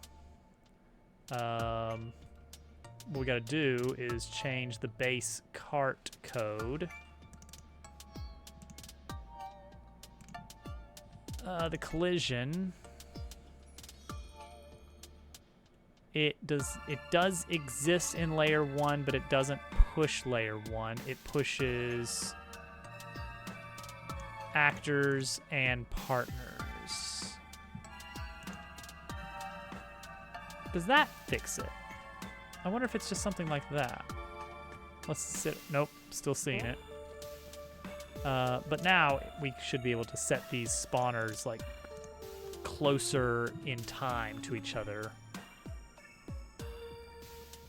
And see, yeah, look at this. Conjoined carts. We can have a cart train. Choo-choo. But also this happens for some reason. Why does that happen? I still don't know. See, that's cute. Imp! Welcome in. We're doing cursed things with path follow.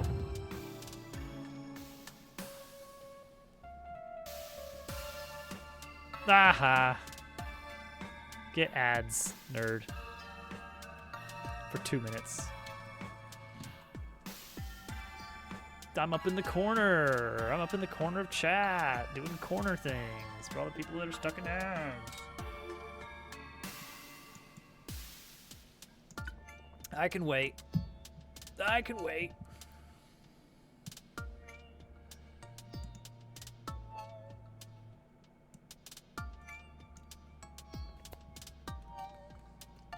Setting the position?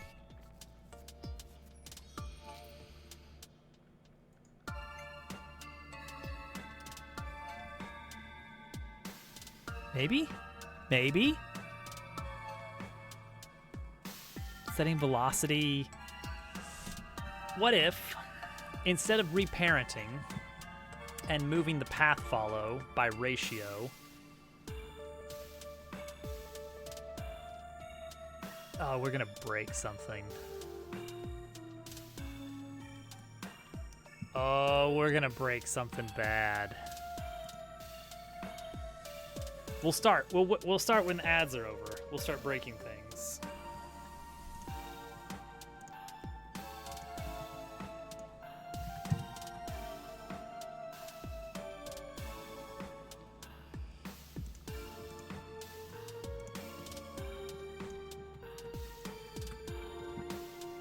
Choo choo.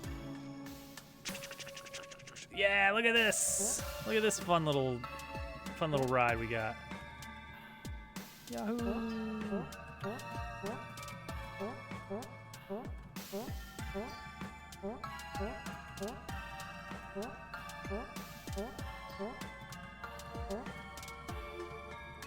Oh, this is adorable. Right? Right? That's adorable. Oh, yeah. Minecraft. Alright, 17 seconds left on ads.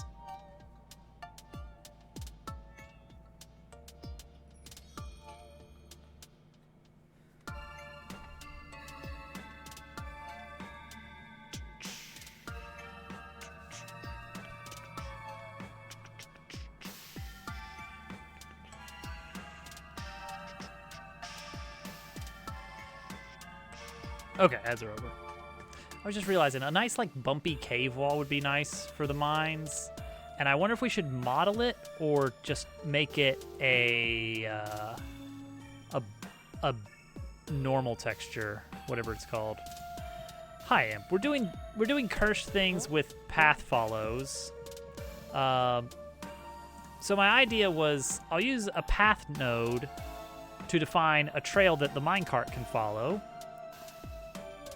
And then, like, we can have some track switching puzzles, because these can be, like, obstacles, or they can be platforms. Hey, all sorts of fun things we can do with that. Great, yay. But What I didn't like was, oh well, what if I decide I'd prefer? Oh, I want this to be like a little bit further to the right, and this track connects here instead, and all this other stuff. So I built a system where the position of these little cart tiles, so this is one tile of cart, the position here has to be grid aligned, and the cart just looks for the next track based on, hey, I've reached the end of this path. What cart piece or what track piece starts at this position, and then it reparents the path follow node, which looks fine, but the result is there's some weird physics stuff happening. Like if I stand like right around here, somewhere around here, here, I get pushed.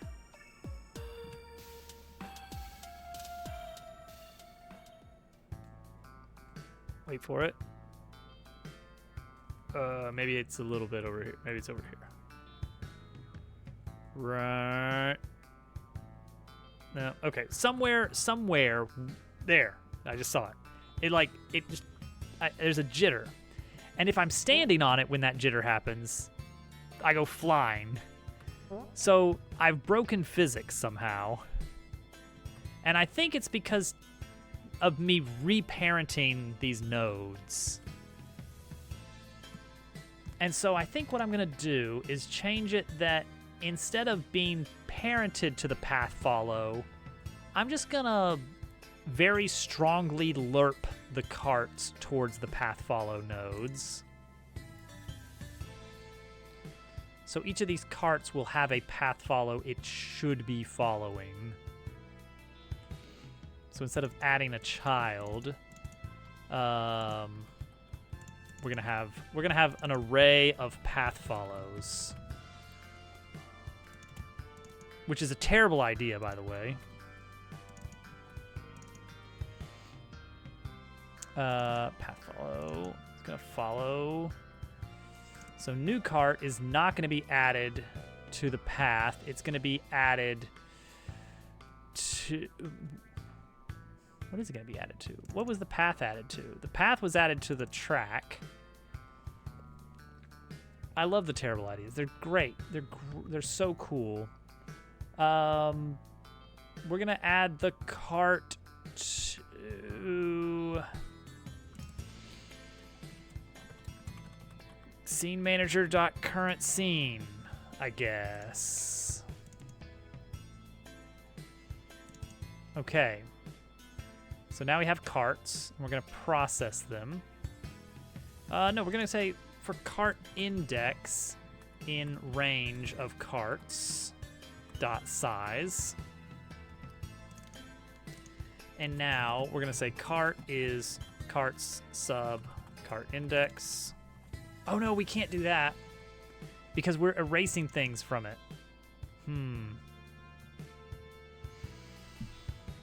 We can still do it.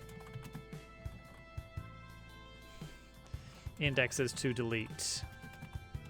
It's fine. This will work.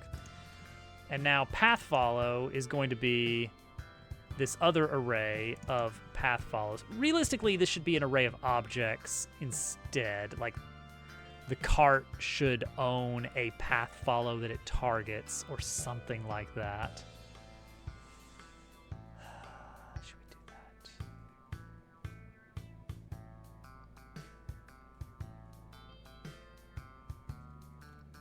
that? Yeah, we should. Okay, so instead of carts and path follows, we're gonna have cart objects. Sure, don't worry about it. Which contains a cart of new cart and a path follow of path follow. So there's our object, a little dictionary. for cart object in cart objects, we can now say that, well, path follow is cart object dot path follow, and cart is cart object dot cart, and then we can say cart objects dot erase cart object when necessary, and the path follow needs to get deleted as well. So don't just queue free that, also queue free the path follow. Reparent the path follow, yes. And then also, we need the cart to be following. We're going to manually make the cart follow the path follow. Now, at first, this is not going to rotate very well. Cart.global position. It's going to be a little bit wonky at first. Lerp towards path follow dot global position. I don't know if lerp is the right way to approach this since it's a character body.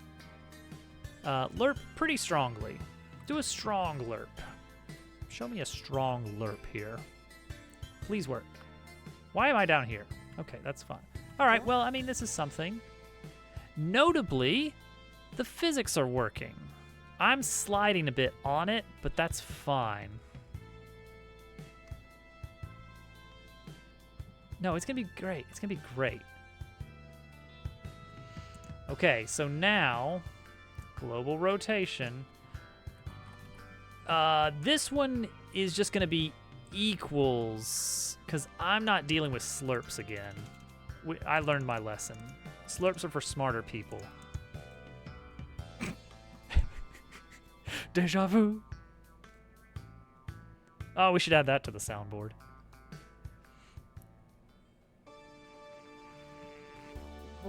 I know, right? I know. This is actually working pretty well. All right, ignore the dirt in the air. That shouldn't ever happen.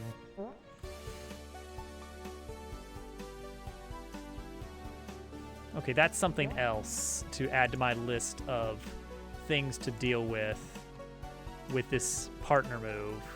To do greatly reduce particle time when standing on moving platform.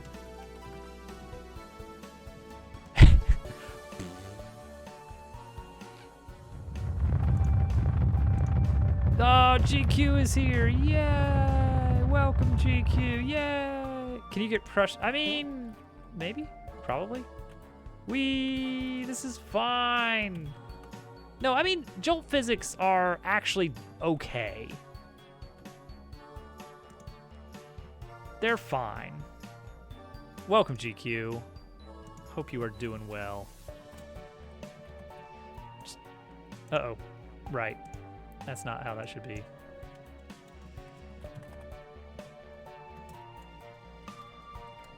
How foolish. How foolish. Yeah, it's decent. Why am I... All right, here we go. Okay, these are backwards. There we go. You know... This isn't bad. Oh, yes, yes, yes. Oh, you can do it, buddy. Come on. Come on. Come on. You can catch up. You can catch up. I believe in you. I believe in you. Oh, this is just sad. Am I still sliding around on this? Let's get a mouse cursor. There's your answer.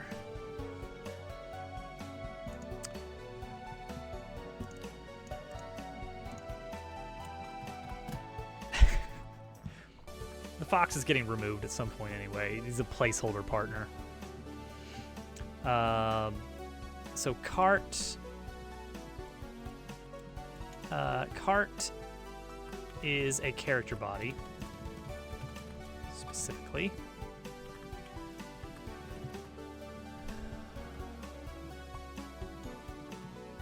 Okay, velocity equals.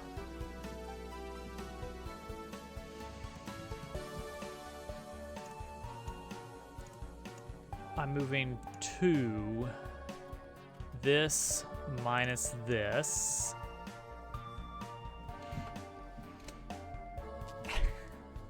He's gonna get the default cube treatment. Special thanks to placeholder Fox.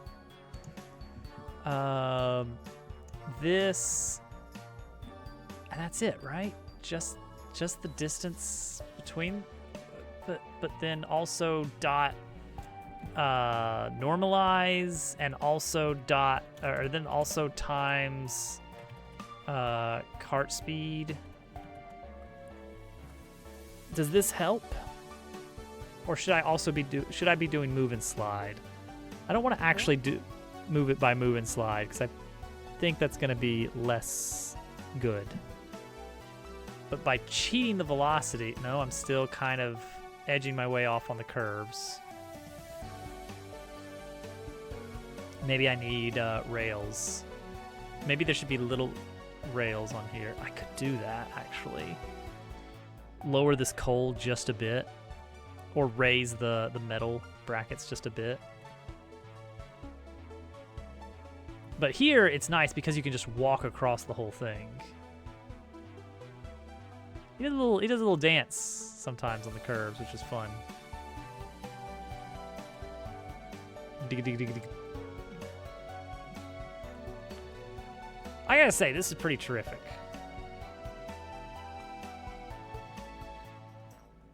Yeah. It's like, it's good enough. Because I don't expect you to be riding this along curves.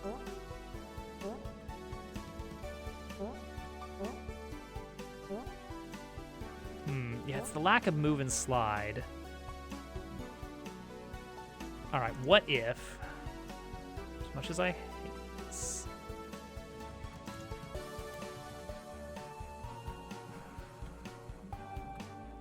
how bad? How bad?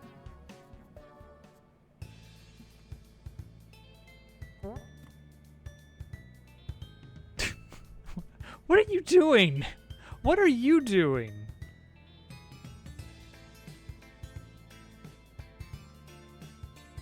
I'm still getting some move and slide. What does he do? What? How? I told you not to collide. I told you not to collide. You're making me look bad. Oh, we're sinking. We're sinking.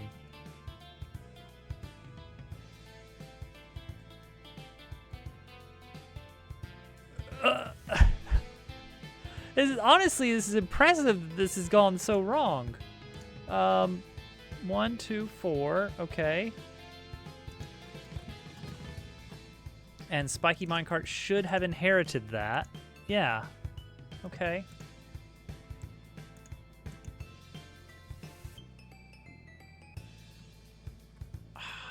It should only be... It's layer 1. Nothing should be able to push it.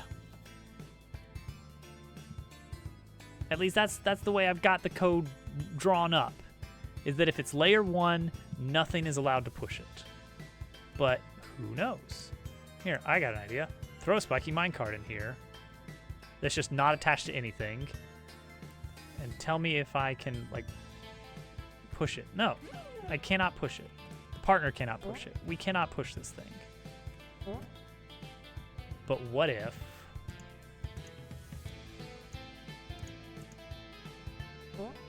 No. So who's pushing this guy, huh?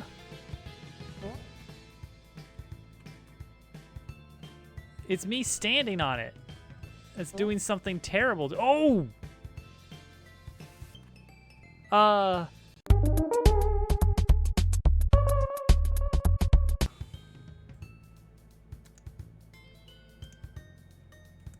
I don't really know. Oh.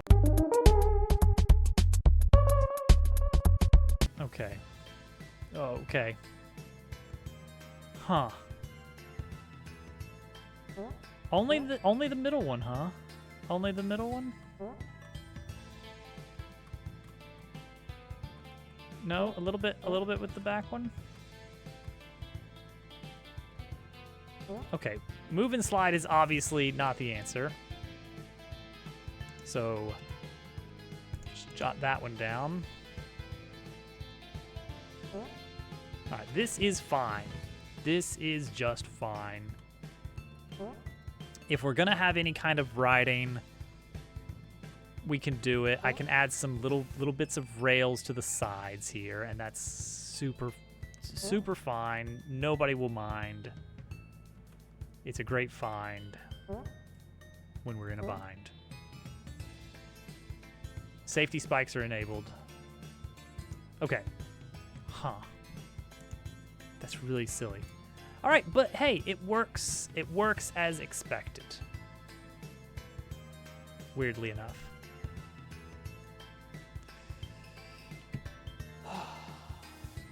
So that handles curved tracks.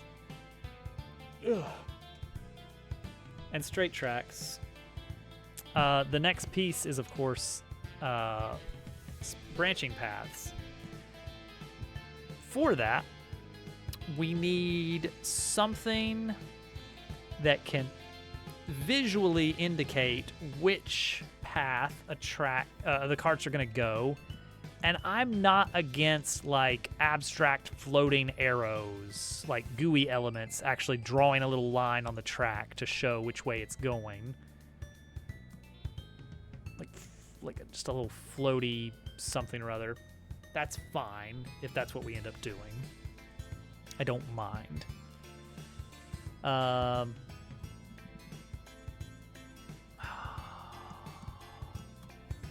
would love to get verticality in here as well. Some like sloping bits. I saw the thing again. Dee was in here the other day, and I don't think she noticed.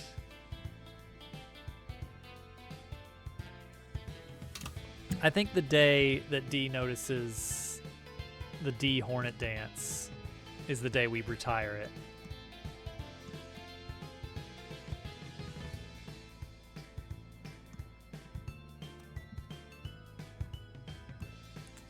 Okay. Just for funsies, since this is a nice little, we're doing a nice little test here. What about, whoa.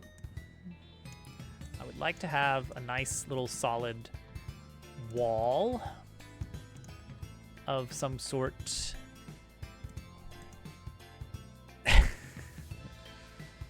Aren't we all? Normal map. Here we go. Normal map. How do we set up normal map here? Can I just create a noise? Let's just do that for start. Oh, okay. Well, that was probably not a great idea. I just want to set up a little test here. New fast noise. Oh, okay. Hang on. I just recognized that these are sharing a material. Make unique. That's the way it goes, I'm afraid. Can you believe that we've gotten this far without ever using a normal map in this game?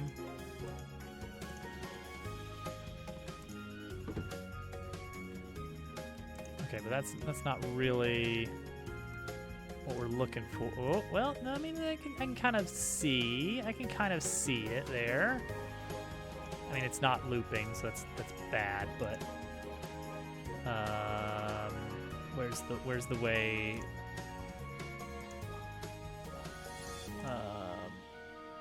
Fast noise. Yes, but oh, seamless is here. Okay. I mean, shut up! It's a good game. It's very reminiscent. It's very reminiscent of the late Nintendo 64 and early GameCube era video games, which is a completely stylistic suck.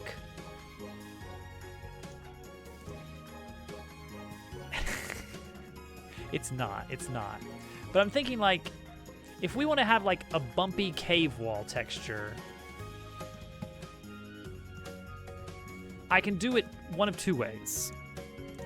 One is I can just do a really quick displace map in Blender and just actually have a low poly rocky mesh in the backdrop. We don't add collision to that. It's just like that's just the decorative rocky wall. So that's one way. The alternate, well, one way is just draw a fairly simplified texture. And then I'm like, well, what if we play around with normal maps like just a little bit? So that would make like little. That's not what it's supposed to be. So it's controlling the vertex direction.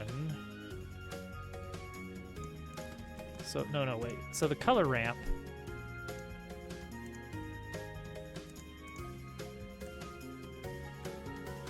What is? It's like.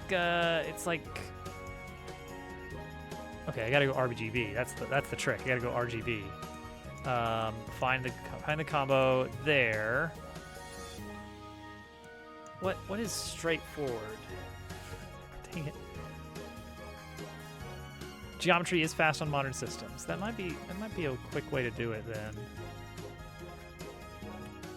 Now, the annoying thing there is if we do it that way. I mean, it's not super annoying. We can make a nice seamless texture. The annoying thing is having to remember, like, oh, don't forget this one doesn't have solidity. Even that though can be fixed by just making sure it's part of a scene that always connects the two.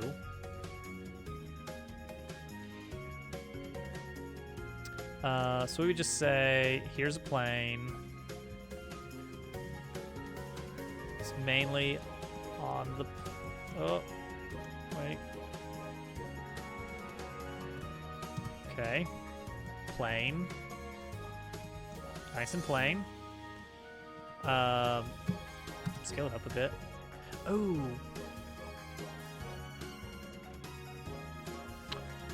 We're gonna occasionally need to carve out a bit, right?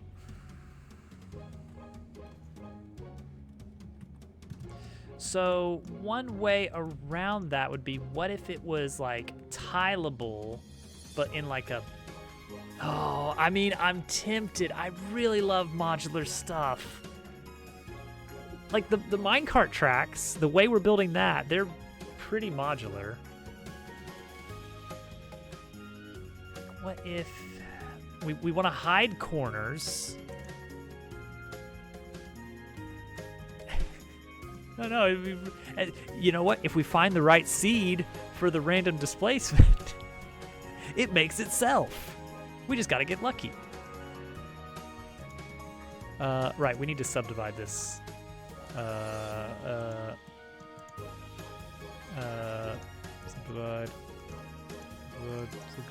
Subdivide. That might be enough. That might be enough for what we're looking for.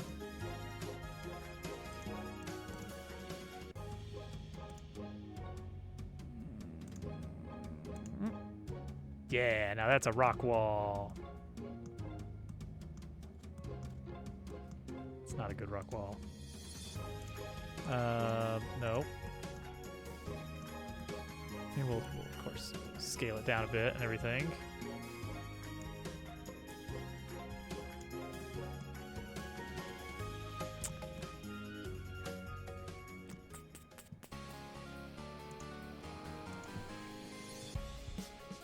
I don't think I want to do it. Well,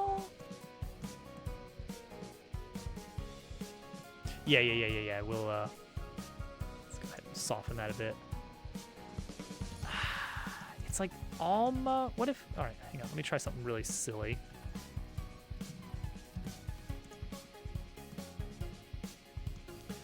Kind of like having little craggy bits coming out, you know.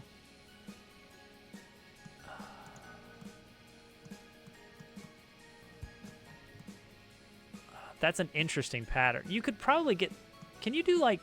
Oh no, you'd have to do. You'd probably have to get into like nodes with something or other to say like I want to do an absolute value on something. No, that sounds like a nightmare. Okay, the noise. Is there not a built-in option for making it seamless? I guess not. If I Google seamless noise texture blender, it's gonna be like, all right, break out the nodes, start attaching nodes to nodes and all this stuff. Let's bring it back to this. See, that's doable. I don't love the softness here, but I don't love this either. Yeah, node breakout time is just a little bit much. What if it was smooth? Well, smooth is obviously not what you want for this.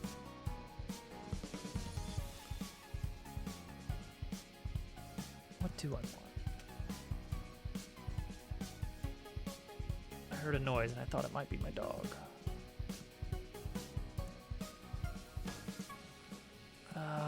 I gotta sleep on this probably. Figure out like, what do I want this thing to look like?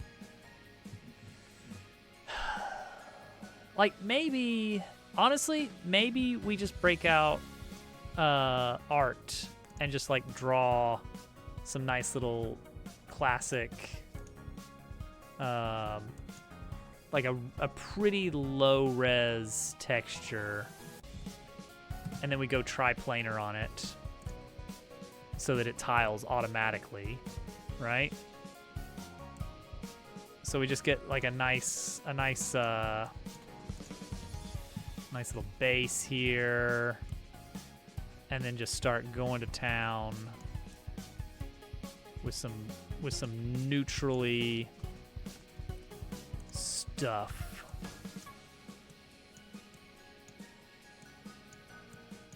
Neutrals on neutrals. It's a all right. So what I need here is I need that, and I need my little tablet.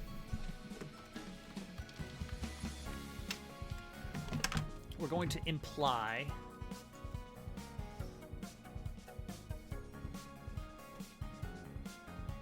see almost all oh, where am I? There I am. Almost all the textures in the game so far are drawn like this, and it works pretty. It's very consistent, which I like. I like how consistent it is.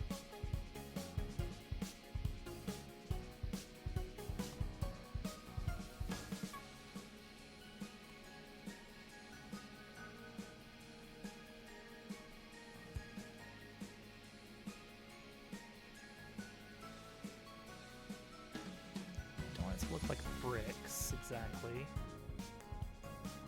To look like rocks piled up.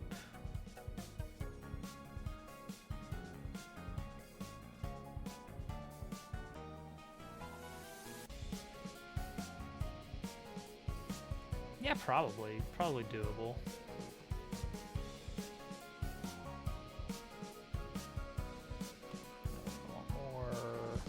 Want more like shadowy bits here.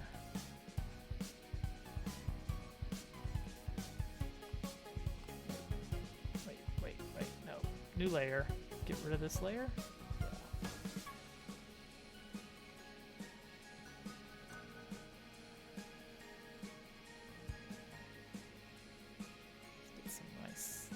quickly, hastily painted shadows here. Then a little bit of highlight layer. And more orangish light here.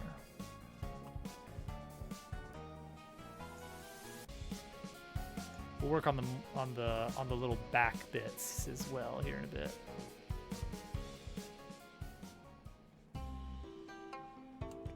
Let's get like a little bit of like just little textury bits here and there. Yeah, decals have been working nice for me for just breaking up long stretches of uninteresting textures. I would like to spend more time going back and doing that. There's a bit of a budget concern. Give me some dark splatters here.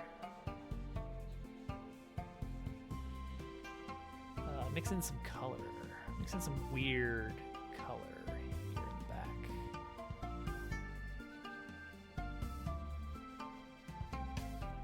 I remember the lighting is gonna darken this a bit as well.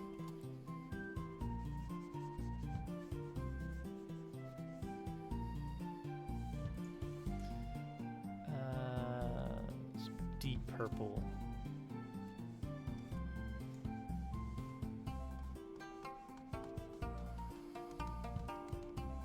I like that. I like that a lot.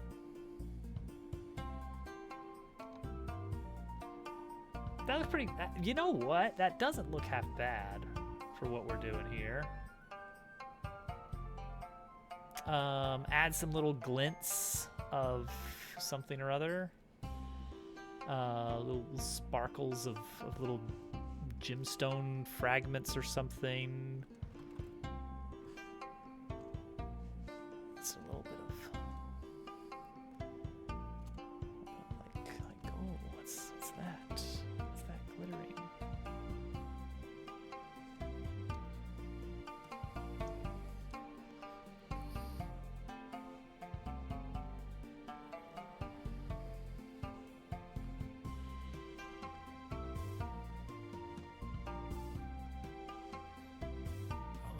About that time.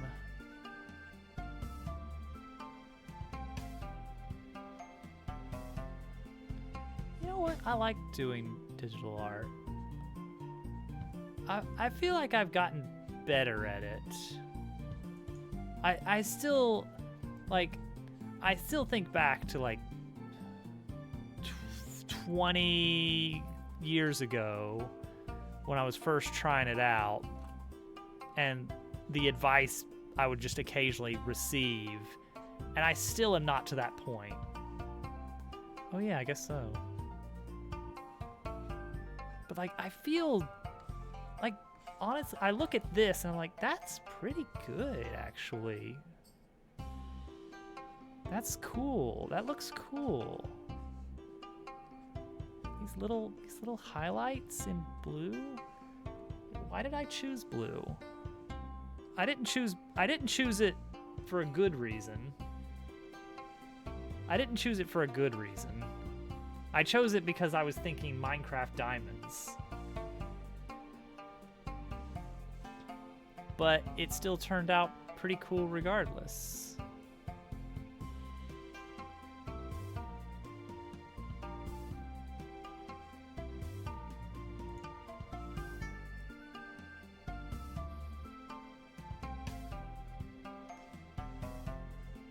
That must be it. That must be it.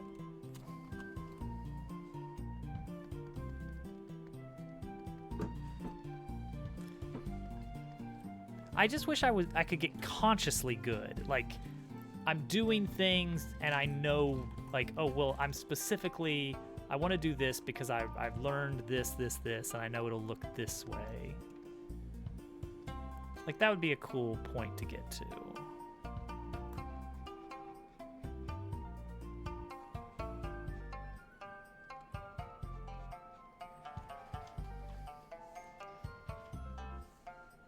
As it stands, sometimes I just kind of get lucky.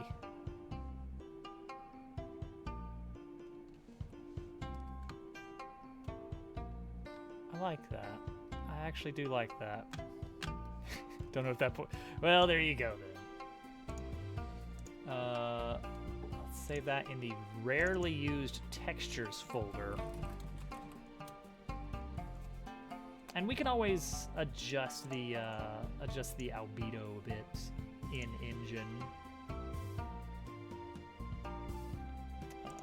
PNG rock wall. All right, get rid of this. Well, hold on to that for just a moment.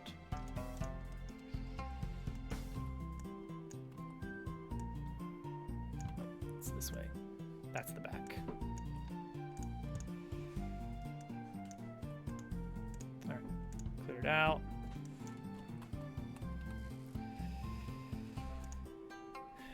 Textures, PNGs,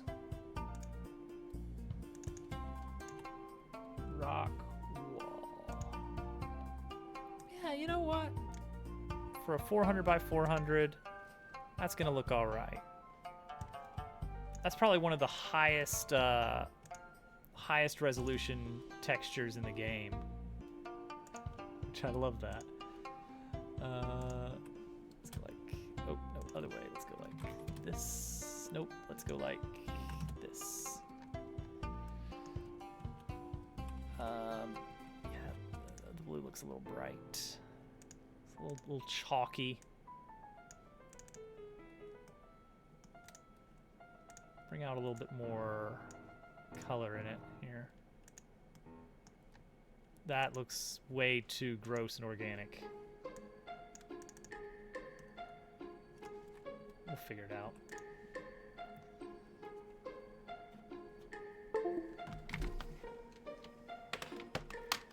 I do need to rate out here. Like, if we just mess with the albedo a bit, you know, then it should just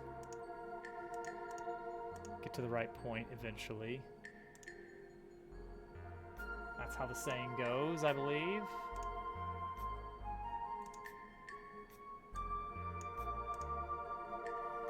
That feels close. Maybe darker. No, lighter. Just kind of a dirt. It's too red. Tilt outward when turning. All right, now you're asking for too much.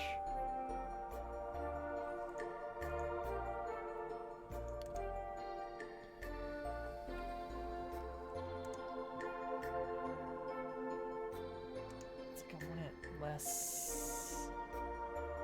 Maybe something like that. Kind of more grayish. Lower the saturation a bit more.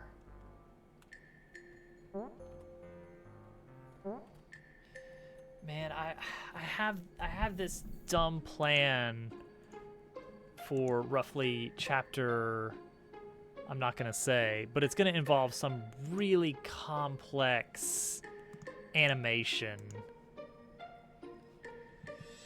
Like, what I've got planned for the train is already gonna be quite a bit. All right. This is something. This is something. Off stream, I'm gonna work on the track switching logic, which is, I think, just gonna be tied to a game state. Which a game state is not a Godot thing. It's like a state flag. It's my own little system that does what it says on the tin. It's just like, all right, what's the value of this? It's a huge key value pair system. It's just a big list of key value pairs that are globally accessible. And I can listen to changes pretty easily. So I think that's how we'll do track switching, is have one node that can be like, you hit it and it toggles the state between two values. And then the switchable track reads the current state value, and that's it. That's the entirety of track switching logic. That does mean you could like break these up. If you had like a train and you switch it, if the timing is weird, Yeah, it's just MySQL. It's just some simple MySQL. Everyone, have a good night. I'm gonna get some sleep, and I'll see you in the morning. No, I won't. I'll see some of you in the morning on other streams. Yeah, there we go. That's what I meant to say.